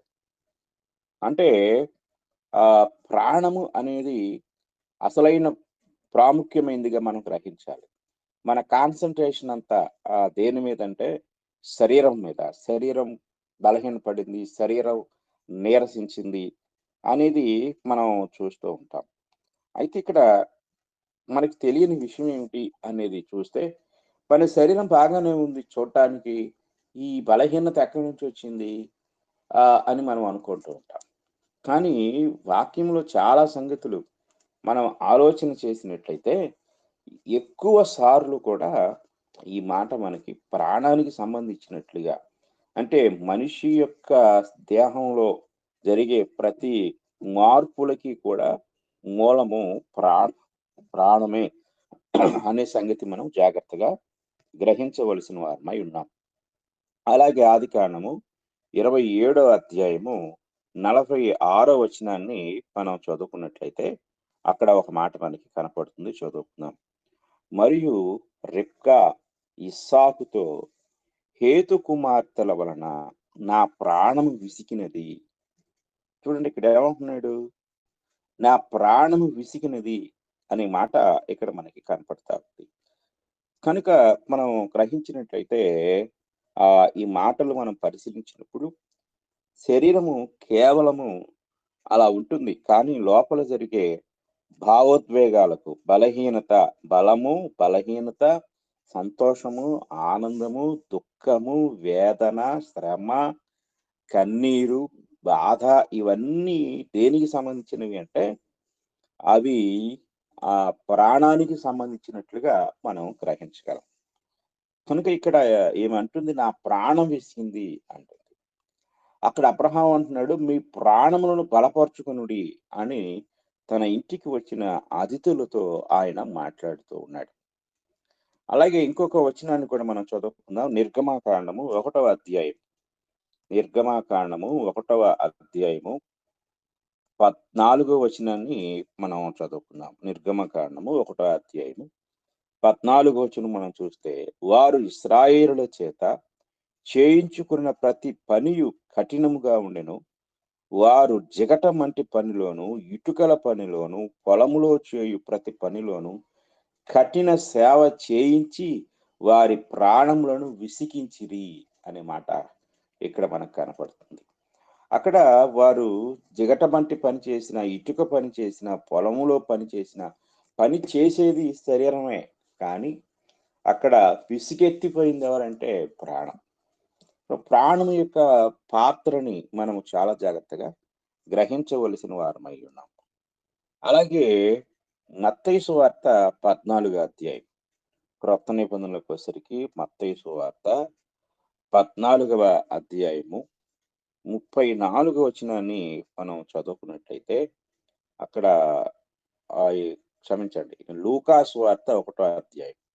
లూకా సువార్త 1వ అధ్యాయం 46వ వచనం. లూకా సువార్త 1వ అధ్యాయము 46వ వచనాన్ని మనం చదువుకుందాం. 46వ వచనం మనం చూసినట్లయితే అక్కడ ఒక అద్భుతమైన మాట కనపడుతుంది. అప్పుడు మరియ ఇట్లనెను, నా ప్రాణము ప్రభువును గణపరుచుచున్నది అనే మాట. అంటే గణపరిచినది ఆమె నోరు, ఆమె నాలుక, ఆమె పదవులు. కానీ ఇక్కడ మనం ఆలోచించినట్లయితే ప్రాణము ప్రభువును గణపరుచున్నది. అంటే ప్రాణము ఉన్న ఆ యొక్క లక్షణాలు మనం చాలా జాగ్రత్తగా ఆలోచించినప్పుడు ఇవన్నీ మనకి కనపడుతూ ఉంటాయి. ఆసక్తి, కొన్ని విషయాల్లో ఆసక్తి అనేది ప్రాణానికి ఉంటుంది. ప్రాణము వీటన్నిటి విషయంలో కోరిక కలిగి ఉంటుంది, ఆసక్తి కలిగి ఉంటుంది. ప్రాణము కొన్ని భావోద్వేగాలను కలిగి ఉంటుంది. ఇది మనం చాలా జాగ్రత్తగా గ్రహించవలసిన వారమై ఉన్నాం. అలాగే మత్తయి సువార్త 26వ అధ్యాయం చదువుకుందాం. మత్తయి సువార్త 26వ అధ్యాయాన్ని మనం చదువుకున్నట్లయితే అక్కడ ప్రభువారు ఆయన ప్రార్థన చేస్తూ, అంటే ఆయన గెత్సెమనీలోనికి వెళ్ళిన తర్వాత గెత్సెమనీలో ఆయన మరి సిద్ధపాటు ప్రార్థన, ఆ ప్రార్థన మనం జాగ్రత్తగా పరిశీలించినప్పుడు యేసు ప్రభు వారు తన శిష్యులతో మాట్లాడుతూ ఆయన వారిని ఒక చోట కూర్చోబెట్టి ఆయన ప్రార్థన చేస్తూ ఉండే సందర్భంలో మాట్లాడే మాట 26వ అధ్యాయం 38వ వచనంలో కనపడుతుంది. 26-38 మనం గమనించినట్లయితే, అప్పుడు యేసు మరణమగునంతగా అంటాడు, మరణమగునంతగా నా ప్రాణము బహు దుఃఖములో మునిగి ఉన్నది. అంటే ఆయన ప్రాణము దుఃఖంలో మునిగిపోయింది. ప్రాణం దుఃఖంలో మునిగిపోయింది, ప్రాణం విసిగించబడింది, ప్రాణం సంతోషించింది. ఇలాగా జాగ్రత్తగా మనం ఆలోచిస్తే లూకా సువార్త 1వ అధ్యాయం మనం చదువుకున్న భాగంలో అక్కడ ప్రాణము ప్రభువును గణపరుచుచున్నది, ప్రాణము గణపరుస్తుంది, ప్రాణము దుఃఖంలో మునిగిపోయింది, ప్రాణము విసిగించబడింది, ప్రాణము బలపరచబడింది, ప్రాణము సంతోషించింది. ఇవన్నీ కూడా ప్రాణము ద్వారా జరిగే కార్యక్రమాలు. కానీ మనం అనుకుంటూ ఉంటాము ఇది శరీరానికి సంబంధించింది అనుకుంటుంటాం. కానీ శరీరంలో ఉన్న ఈ రెండవ వ్యక్తి, అంటే శరీరము రెండు ప్రాణము. ప్రాణము అనేది ఈ పాత్రను లేక ఈ యొక్క ఆలోచన కలిగి ఉంది అనేది మనం చాలా జాగ్రత్తగా, అంటే ఇలాంటి విధానాలు కలిగి ఉంది అనే సంగతిని మనము జాగ్రత్తగా గ్రహించవచ్చు.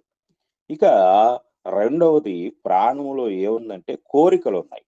ప్రాణానికి ఆసక్తి అంటే ఆహారం పట్ల ఆసక్తి, లేక ఇలా కొన్ని కొన్ని కోరికలు అంటే ఆసక్తులు కొన్ని ఉంటాయి. దాంతో పాటు కొన్ని కోరికలు కూడా ఉంటాయి. ఈ కోరికలు మనం జాగ్రత్తగా గమనిస్తే మొదటి సమూయేలు గ్రంథం 2వ అధ్యాయము 16వ వచనాన్ని మనం చదువుకుందాం.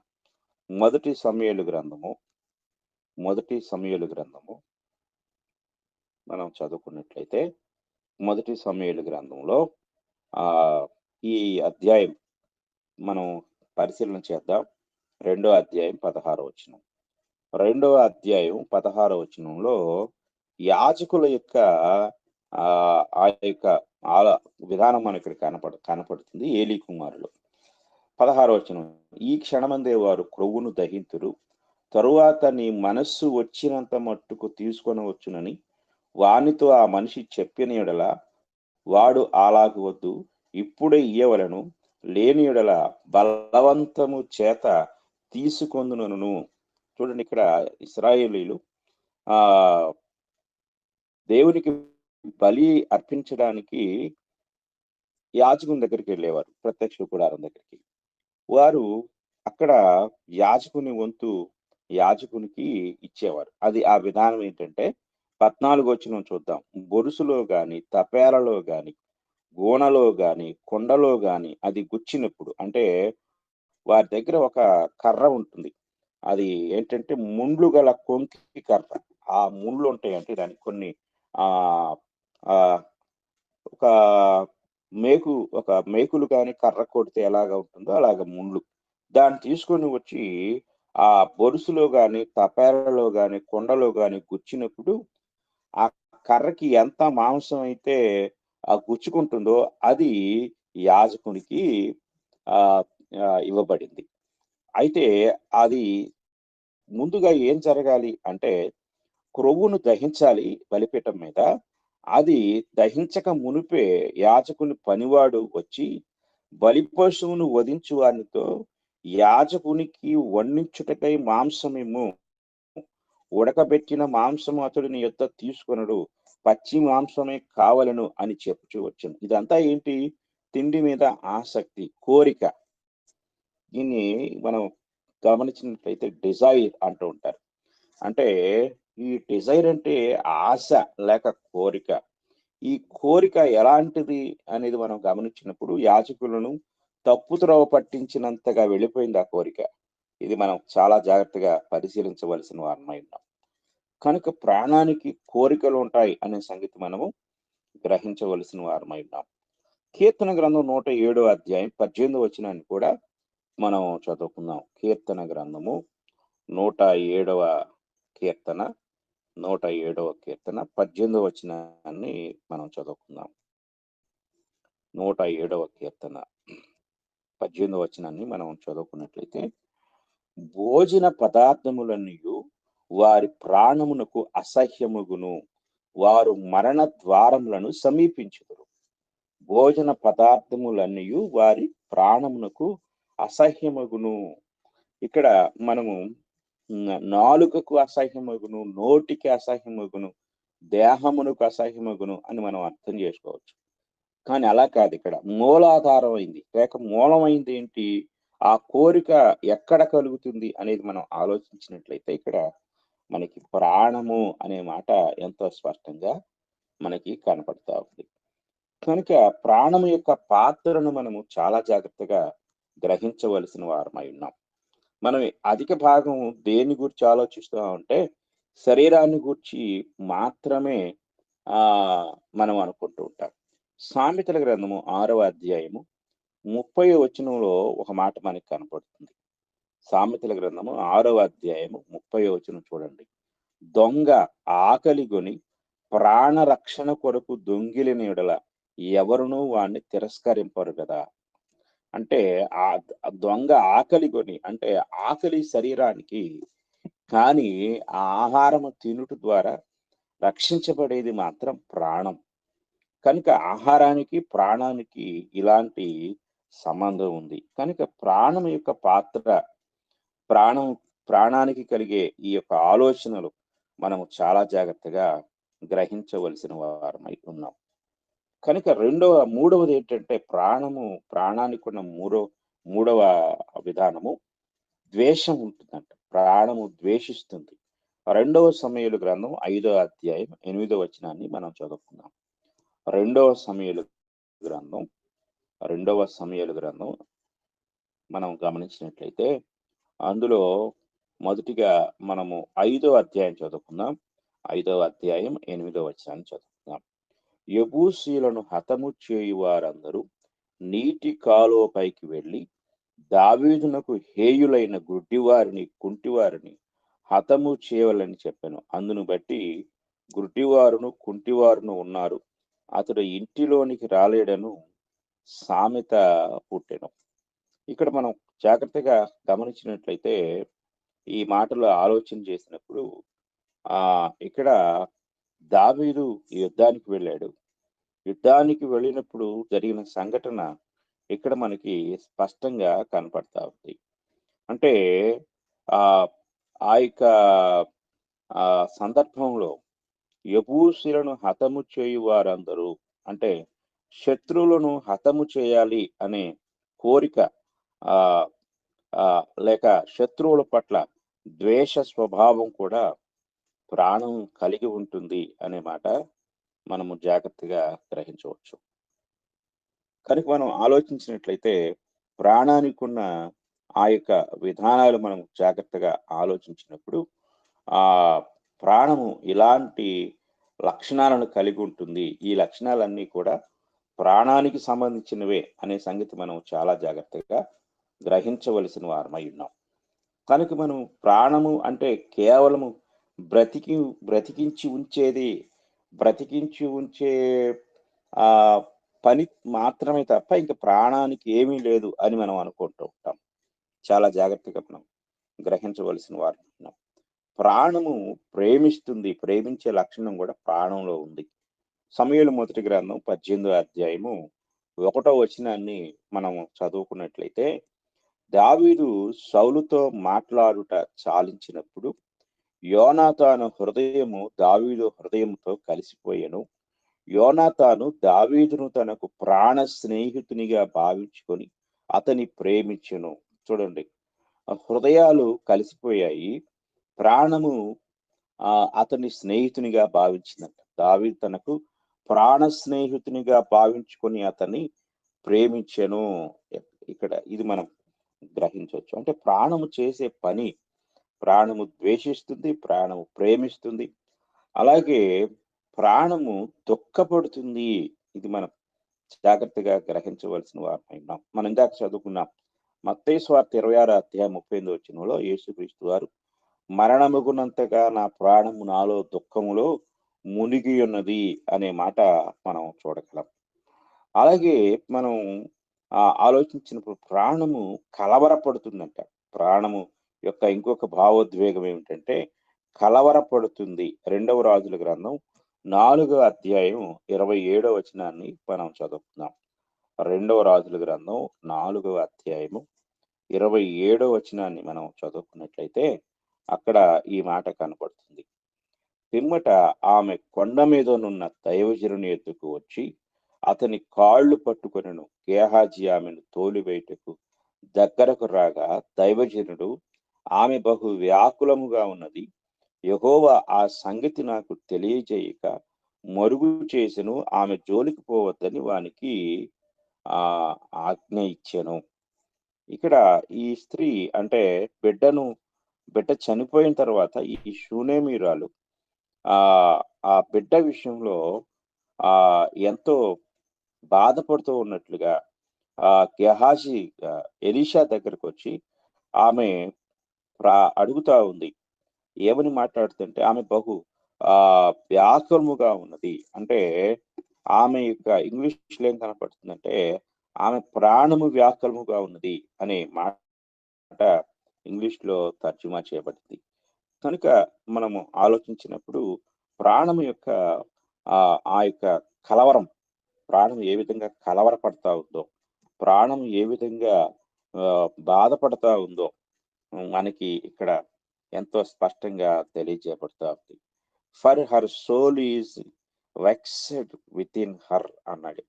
అంటే ఆమె ప్రాణము విసిగి చెందుతుంది, లేక ఆమె ప్రాణము వ్యాకులముగా ఉంది అనే మాట ఆ ఇంగ్లీష్లో స్పష్టంగా చెప్పబడింది.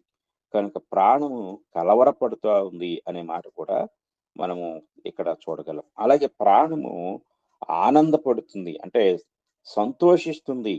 చూడండి, యెషయా గ్రంథం 61 అధ్యాయము 10వ వచనాన్ని మనం చదువుకున్నట్లయితే, యెషయా గ్రంథము 61వ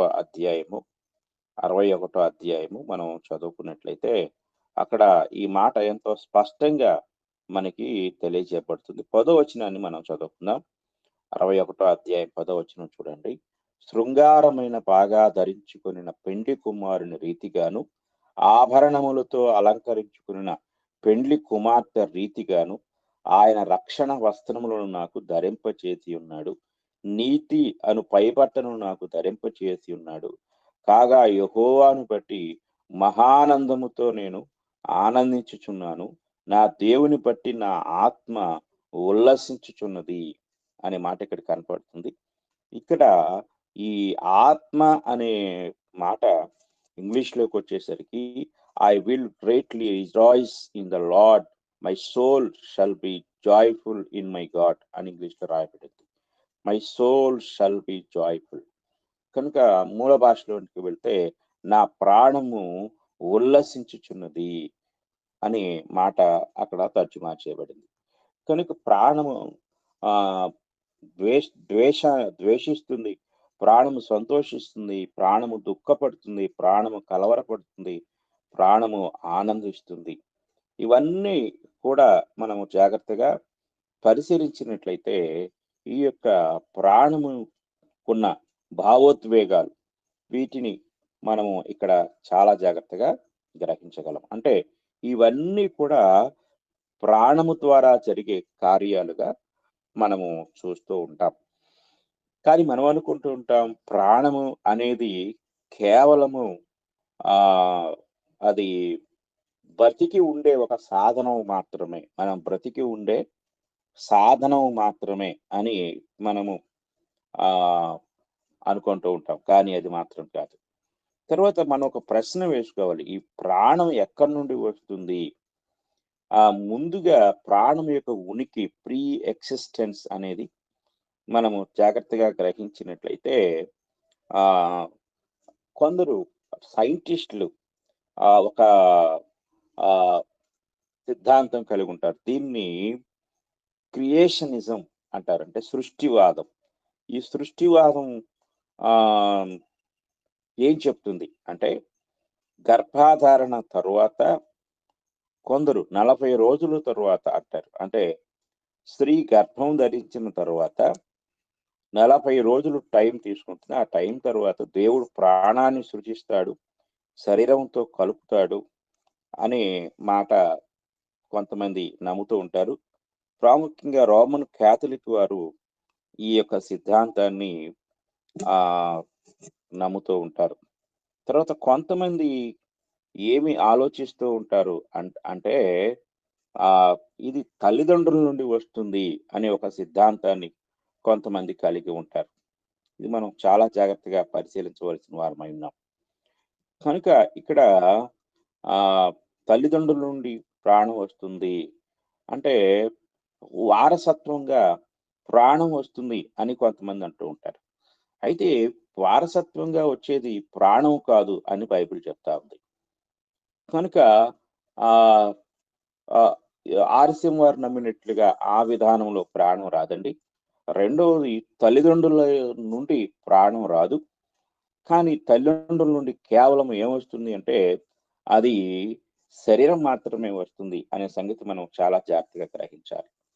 కొందరు తల్లిదండ్రుల నుండి ప్రాణం వస్తుంది అని నమ్మటానికి వాళ్ళు ఏం చెప్తారంటే, ఆదికాండం 5వ అధ్యాయము 3వ వచనంలో ఉన్న విషయాన్ని వాళ్ళు నమ్ముతూ ఉంటారు. చదువుకుందాము. ఆదికాండం 5వ అధ్యాయము 3వ వచనాన్ని మనం చదువుకుంటే, ఆదాము 130 ఏండ్లు బ్రతికి తన పోలికగా తన స్వరూపమున కుమారుని కని అతనికి షేతు అను పేరు పెట్టాను. ఈ వచనాన్ని తీసుకొని వాళ్ళు ఏం చెప్తూ ఉంటారంటే, తన స్వరూపము తన పోలిక అన్నాడు కాబట్టి ప్రాణము కూడా ఆదాము ద్వారానే షేతుకు వచ్చింది అనేది వారి యొక్క సిద్ధాంతం. కానీ బైబిల్ ఏం చెప్తుంది అనేది మనం ఆలోచిస్తే అపోస్తుల కార్యములు గ్రంథము 17వ అధ్యాయంలో ఒక అద్భుతమైన వచనం మనకు కనపడుతుంది. అపోస్తుల కార్యములు 17వ అధ్యాయం.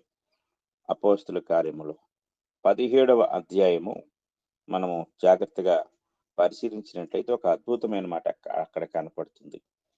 24వ వచనాన్ని మనం చదువుకుందాం. 24వ వచనం చూస్తే, జగత్తును అందలి సమస్తమును నిర్మించిన దేవుడు తానే ఆకాశమునకును భూమికిని ప్రభువయ్యున్నందున హస్తకృతములైన ఆలయములో నివసింపడు.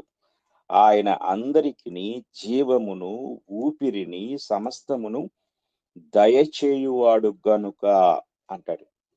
అంటే ఆయన అందరికి ఏం అనుగ్రహిస్తూ ఉన్నాడు అంటే అందరికీ కూడా జీవమును ఊపిరిని, ఇంగ్లీష్ లో చాలా చక్కగా ఉంటుంది, seeing he giveth to all life and breath and all things అన్నాడు. అంటే ఇక్కడ లైఫ్ అనే మాట ప్రాణానికి సంబంధించింది, జీవానికి సంబంధించింది. ఈ యొక్క జీవము లేక ప్రాణాన్ని ఎవరు అనుగ్రహిస్తున్నారు? దేవుడే. ఊపిరి అంటే ఊపిరి తీసుకునే ఆ యొక్క విధానం కూడా దేవుడే అనుగ్రహిస్తూ ఉంటాడు. కనుక ఇవన్నీ ప్రాణం లేక ఊపిరి లేక జీవము మనుషుల నుండి వారసత్వంగా వచ్చేవి కాదు, కానీ అవి కేవలము దేవుని ద్వారా మాత్రమే వచ్చేవి అనే సంగతిని మనం చాలా జాగ్రత్తగా గ్రహించాలి. కనుక ప్రాణం యొక్క ఉనికికి మూలాధారము దేవుడే. మనము యోహాను సువార్త 1వ అధ్యాయం 1, 2, 3 వచనాలు చూసినప్పుడు అక్కడ ఈ మాట మనకు కనపడుతుంది. కలిగి ఉన్నదేది ఆయన లేకుండా కలుగులేదు. కలిగి ఉన్నదేది అనే దాంట్లో మన శరీరం ఉంది, మన ప్రాణం ఉంది, మన ఆత్మ ఉంది, ఇవన్నీ కూడా. కాబట్టి ఇది జాగ్రత్తగా మనం గ్రహించాలి. దేవునికి ఒక పేరుంది, ఆయన జీవాధిపతి, అలాగే సజీవుడు, జీవానికి ఆధారము, జీవానికి మూలము. కనుక ఆ జీవము, అదే యోహాను సువార్త 1వ అధ్యాయంలో ఆయనలో జీవం ఉండెను అనే మాట కనపడుతుంది. కనుక ఆ జీవమే మనుషులను జీవింప చేస్తూ ఉంది అనే సత్యాన్ని మనం గ్రహించవలసిన వారమై ఉన్నాం. తర్వాత ఇప్పుడు 3వ భాగాన్ని గురించి మనము ధ్యానము చేద్దాం. 3వ భాగం ఏమిటి అనేది మనం ఆలోచించినప్పుడు ఇది ఆత్మ అని మనము గ్రహించగలం. శరీరాన్ని గురించి మనం ఆలోచించాము, అలాగే ప్రాణాన్ని గురించి మనం ఆలోచించాము. ఇప్పుడు ఆత్మను గురించి మనం జాగ్రత్తగా గ్రహించవలసిన వారమై ఉన్నాం.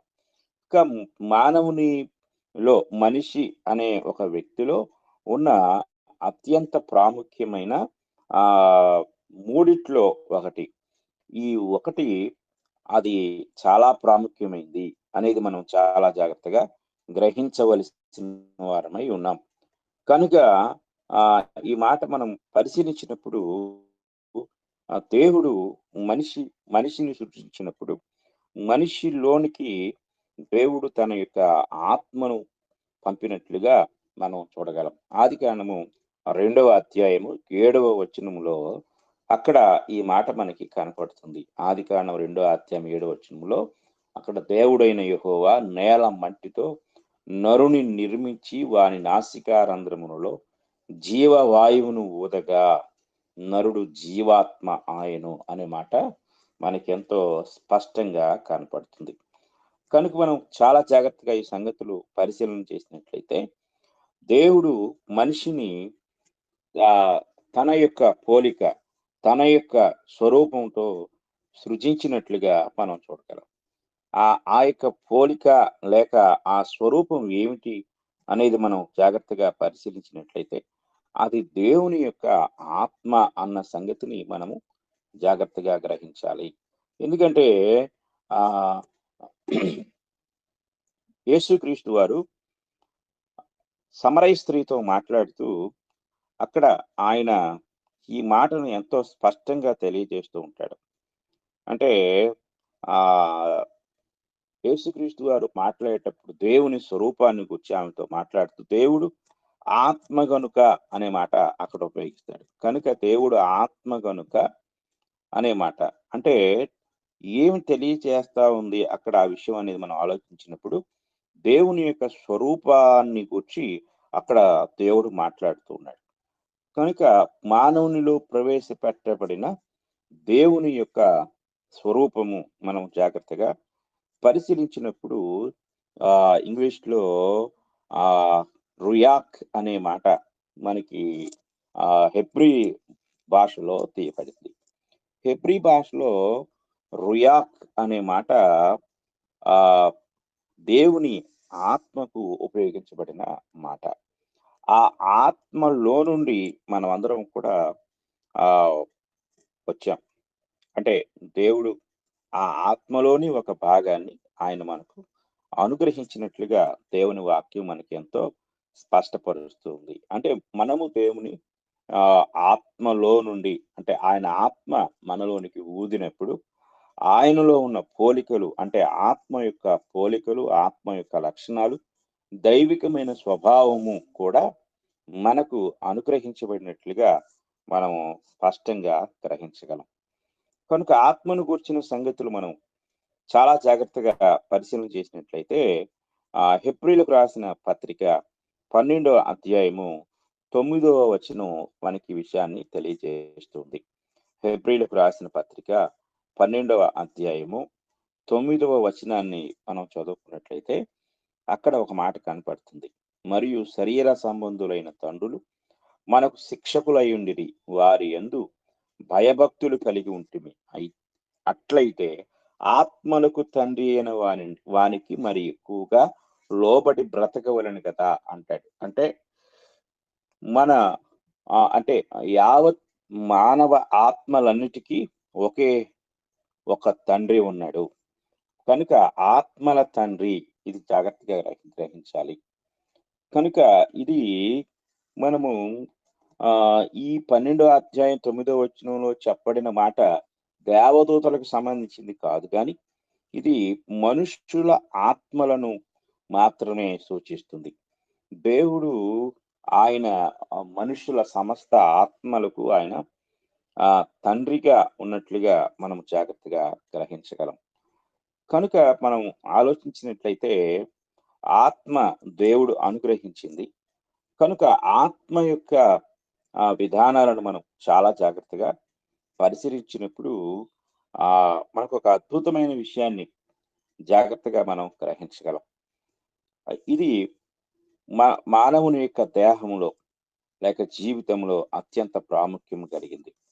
ఎందుకంటే ఆత్మ ఈ రెండిటికి భిన్నమైనది. అంటే శరీరానికి అలాగే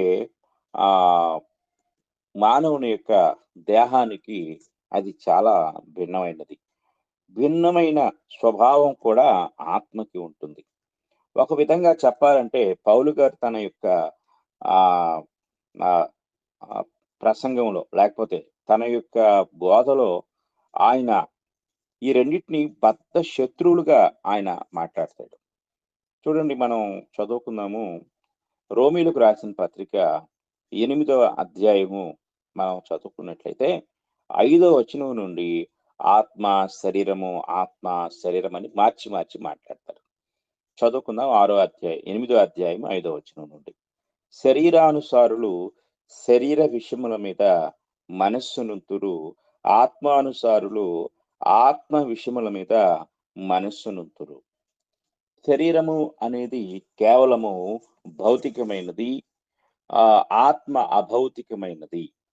శరీరము లౌకిక సంబంధమైనది, ఆత్మ దైవిక సంబంధమైనది. శరీరానికి ఏం కావాలి?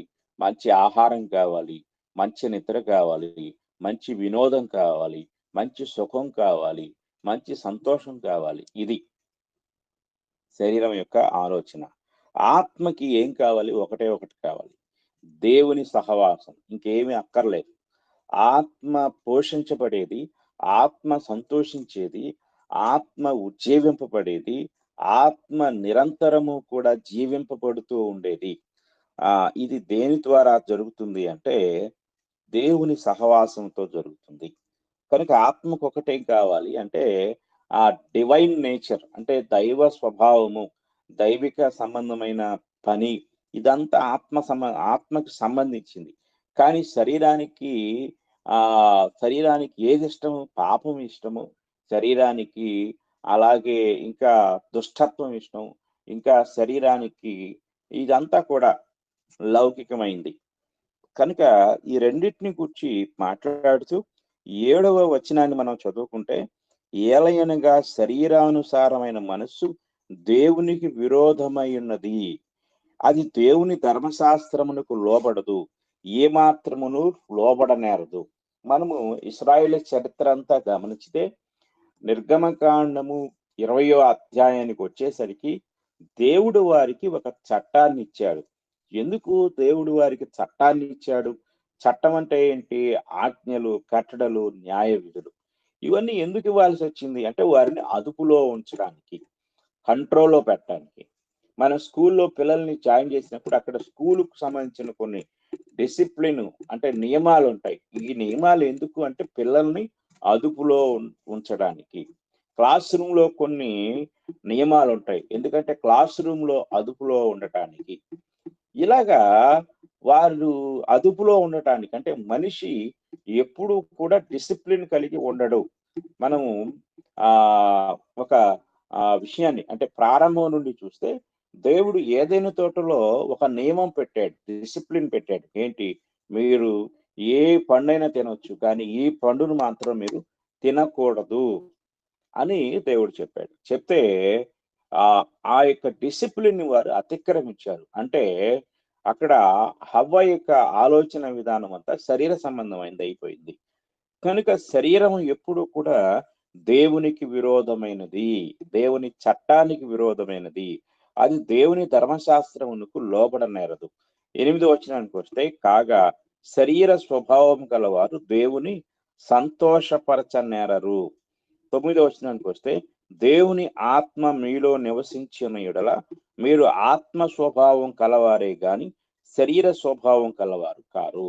అంటే ఇప్పుడు మనల్ని డిసిప్లిన్ లో పెట్టాలి అంటే, మన ఆత్మ సంబంధమైన జీవితాన్ని క్రమపరచాలి అంటే మనకు దేవుని ఆత్మ సహాయము అవసరమై ఉన్నది. కనుక దేవుని ఆత్మ సహాయముతో మనము ఆత్మ సంబంధంగా మార్చబడగలము, ఆత్మ సంబంధమైన జీవితాన్ని జీవించగలము. ఇది మనం ఆలోచించాలి. కనుక అనునిత్యము కూడా ఆత్మ పైన మనం దృష్టి పెట్టవలసిన వారమై ఉన్నాము. చూడండి, మనము ఇప్పుడు వాక్యం వింటున్నాం. వాక్యం వినాలి, పొద్దున్న 5 గంటలకి ప్రార్థన కూడుకుంటుంది అని ఒక ఆత్మ మనల్ని ప్రేరేపిస్తూ ఉంటుంది, నువ్వు లే అని. కానీ శరీరం ఏం లేద్దాము, చలిగా ఉంది, బద్ధకంగా ఉంది, పర్లేదులే రేపు పాల్గొంటానులే అని చెప్పి శరీరం మొండికేస్తుంది, బద్ధకిస్తుంది. ఈ శరీరము సుఖపడటానికి ఇష్టపడుతుంది. కొంచెం కష్టపడి కొంచెం సేపు దేవుని సన్నిధిలో కూర్చుంటే దేవుడు నాతో మాట్లాడతాడు, నా జీవితాన్ని బలపరుస్తాడు, నా ఆత్మని బలపరుస్తాడు, అక్కడ దేవుని పిల్లలు ఉన్నారు అనే ఆలోచన, ఆ సెన్స్ ఆఫ్ హ్యూమర్ అనేది లేక సెన్స్ ఆఫ్ మైండ్ అనేది దేవుని ఆత్మ మనలో కలిగించే ప్రేరణ. ఇది చాలా మందిలో బలహీనంగా ఉంటుంది. బలమైన స్వభావం కలిగిన వారు ఏం చేస్తారంటే శరీరాన్ని తొక్కిపట్టి లేక శరీరాన్ని అదిమిపట్టి శరీరం యొక్క మనస్సు లేక శరీరానుసారమైన మనస్సును నోరు మోయించి నువ్వు అలా మాట్లాడొద్దు లే అని చెప్పి లేపి ఈ ఆత్మ శరీరాన్ని తెచ్చి అక్కడ కూర్చోబెడుతుంది. కనుక ఇక్కడ మనం గ్రహించవలసిన విషయం ఏంటంటే ఆత్మ అన్నిటికీ మూలాధారమై ఉన్నది అనే సంగతిని మనం జాగ్రత్తగా గ్రహించవలసిన వారమై ఉన్నాం. కనుక మనము ఆలోచించినట్లయితే మనము 12వ వచనంలో అంటాడు పౌలు గారు, కాబట్టి సహోదరులారా శరీరానుసారముగా ప్రవర్తించుటకు మనము శరీరమునకు రుణస్థులము కాము. అంటే శరీరానికి మనం బాకీదారులము కాదు. మీరు శరీరానుసారముగా ప్రవర్తించినట్లా సావవలసిన వారైందురు గాని ఆత్మ చేత శారీరక క్రియలను చంపిన యెడల జీవించెదరు అన్నాడు. కనుక మనము ఆత్మకు ప్రాధాన్యతనివ్వాలి. ఆత్మ ఆకలిని ద్వేషిస్తుంది, సుఖాన్ని ద్వేషిస్తుంది, నిద్రను ద్వేషిస్తుంది, అన్నిటినీ ద్వేషిస్తుంది. ద్వేషించి నీలోనున్న ఆత్మను దేవుని ఆత్మతో సహవాసం చేయుటకు ఆత్మ ప్రేరేపిస్తుంది, బలపరుస్తుంది. కనుక పరిశుద్ధాత్మ దేవుని యొక్క సహాయంతో మన ఆత్మను మనం బలపరుచుకొనగలం. అందుకే దేవుడు తన ఆత్మను మనకు అనుగ్రహించాడని గత పాఠంలో ఎన్నో విషయాలు మనం నేర్చుకున్నాం. కాబట్టి ఈ ఉదయకాల సమయంలో ఈ మాటలు వింటూ ఉండగా మనం ఈరోజు ప్రాణాన్ని గురించి చాలా విషయాలు తెలుసుకున్నాము. అలాగే మనము ఈ యొక్క మూడవ భాగమైన ఆత్మను గూర్చి మనము చాలా సంగతులు ధ్యానిస్తూ ఉంటాం. కనుక మనం జాగ్రత్తగా పరిశీలించినట్లయితే ఈ ఈ యొక్క సంగతులు మనం ఆలోచించినప్పుడు మన జీవితంలో అత్యంత ప్రాముఖ్యమైనది ప్రాణము. తర్వాత అత్యంత ప్రాముఖ్యమైనది, ప్రాణము కంటే కూడా ప్రాముఖ్యమైనది ఆత్మ. అందుకే యేసుప్రభు అంటాడు, ఒకడు సర్వలోకమును సంపాదించుకొని తన ప్రాణమును పోగొట్టుకునేటప్పుడు వానికి ఏం ప్రయోజనం. అక్కడ మూల భాషలోకి వెళ్తే సోల్ అనే మాట మనకి కనపడుతూ ఉంటుంది. అంటే ఇక్కడ మనం గ్రహించవలసిన విషయం ఏంటంటే, ఒకడు అన్ని సంపాదించుకున్నాడు, వాటిని అనుభవించడానికి ఏం కావాలి? ప్రాణం కావాలి. ప్రాణము లేని శరీరం మృతమైపోతుంది.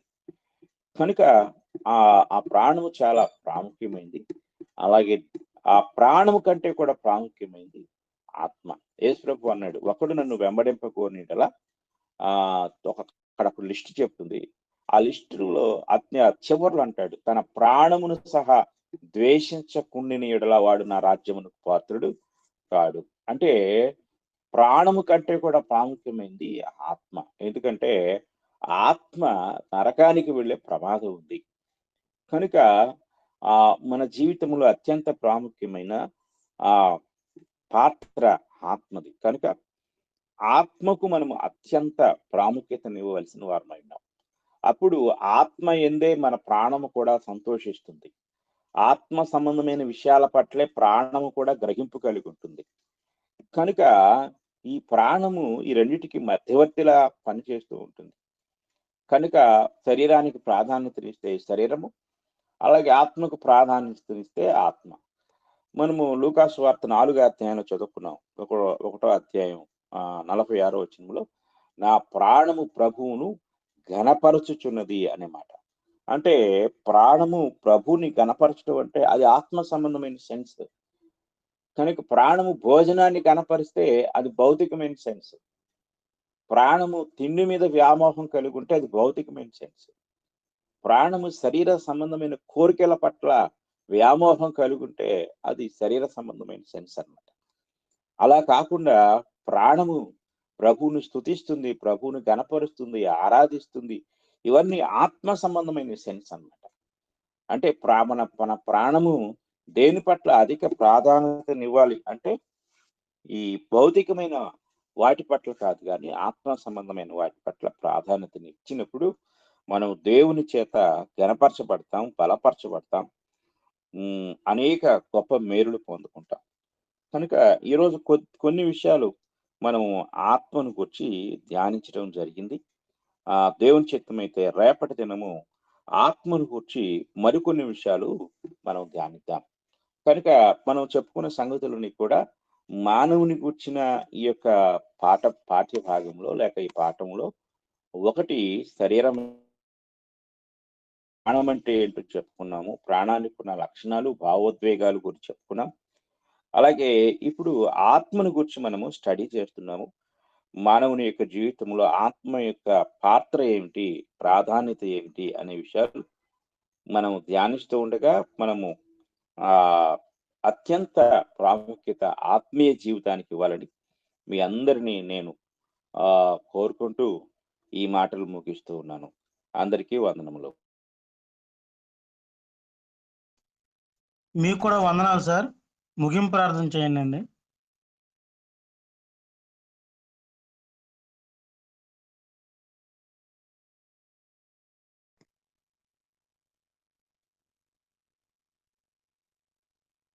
ప్రార్థన చేసుకుందాము. పరిశుద్ధుడు అయిన తండ్రి, ప్రేమ కలిగిన దేవా, మీ ఘనమైన నామానికి స్తుతులు, స్తోత్రములు, కృతజ్ఞతలు చెల్లిస్తున్నాము. మా తండ్రి, మీ యొక్క మహాకృపను బట్టి మానవుని యొక్క జీవితంలో అత్యంత ప్రాముఖ్యమైన విషయాల గురించి మీరు మాతో మాట్లాడారు. మా తండ్రి, అందును బట్టి మీకు స్తుతులు, స్తోత్రాలు, కృతజ్ఞతలు చెల్లిస్తున్నాము. మీరు మమ్మల్ని సృజించిన విధానమును, ఆ విధానములో మాలో ఉన్న భాగాలను గురించి మీ గ్రంథం ద్వారా అనేక సంగతులను మీరు వివరిస్తూ ఉన్నారు. అందును బట్టి మీకు స్తుతులు, స్తోత్రాలు, కృతజ్ఞతలు చెల్లిస్తున్నాం.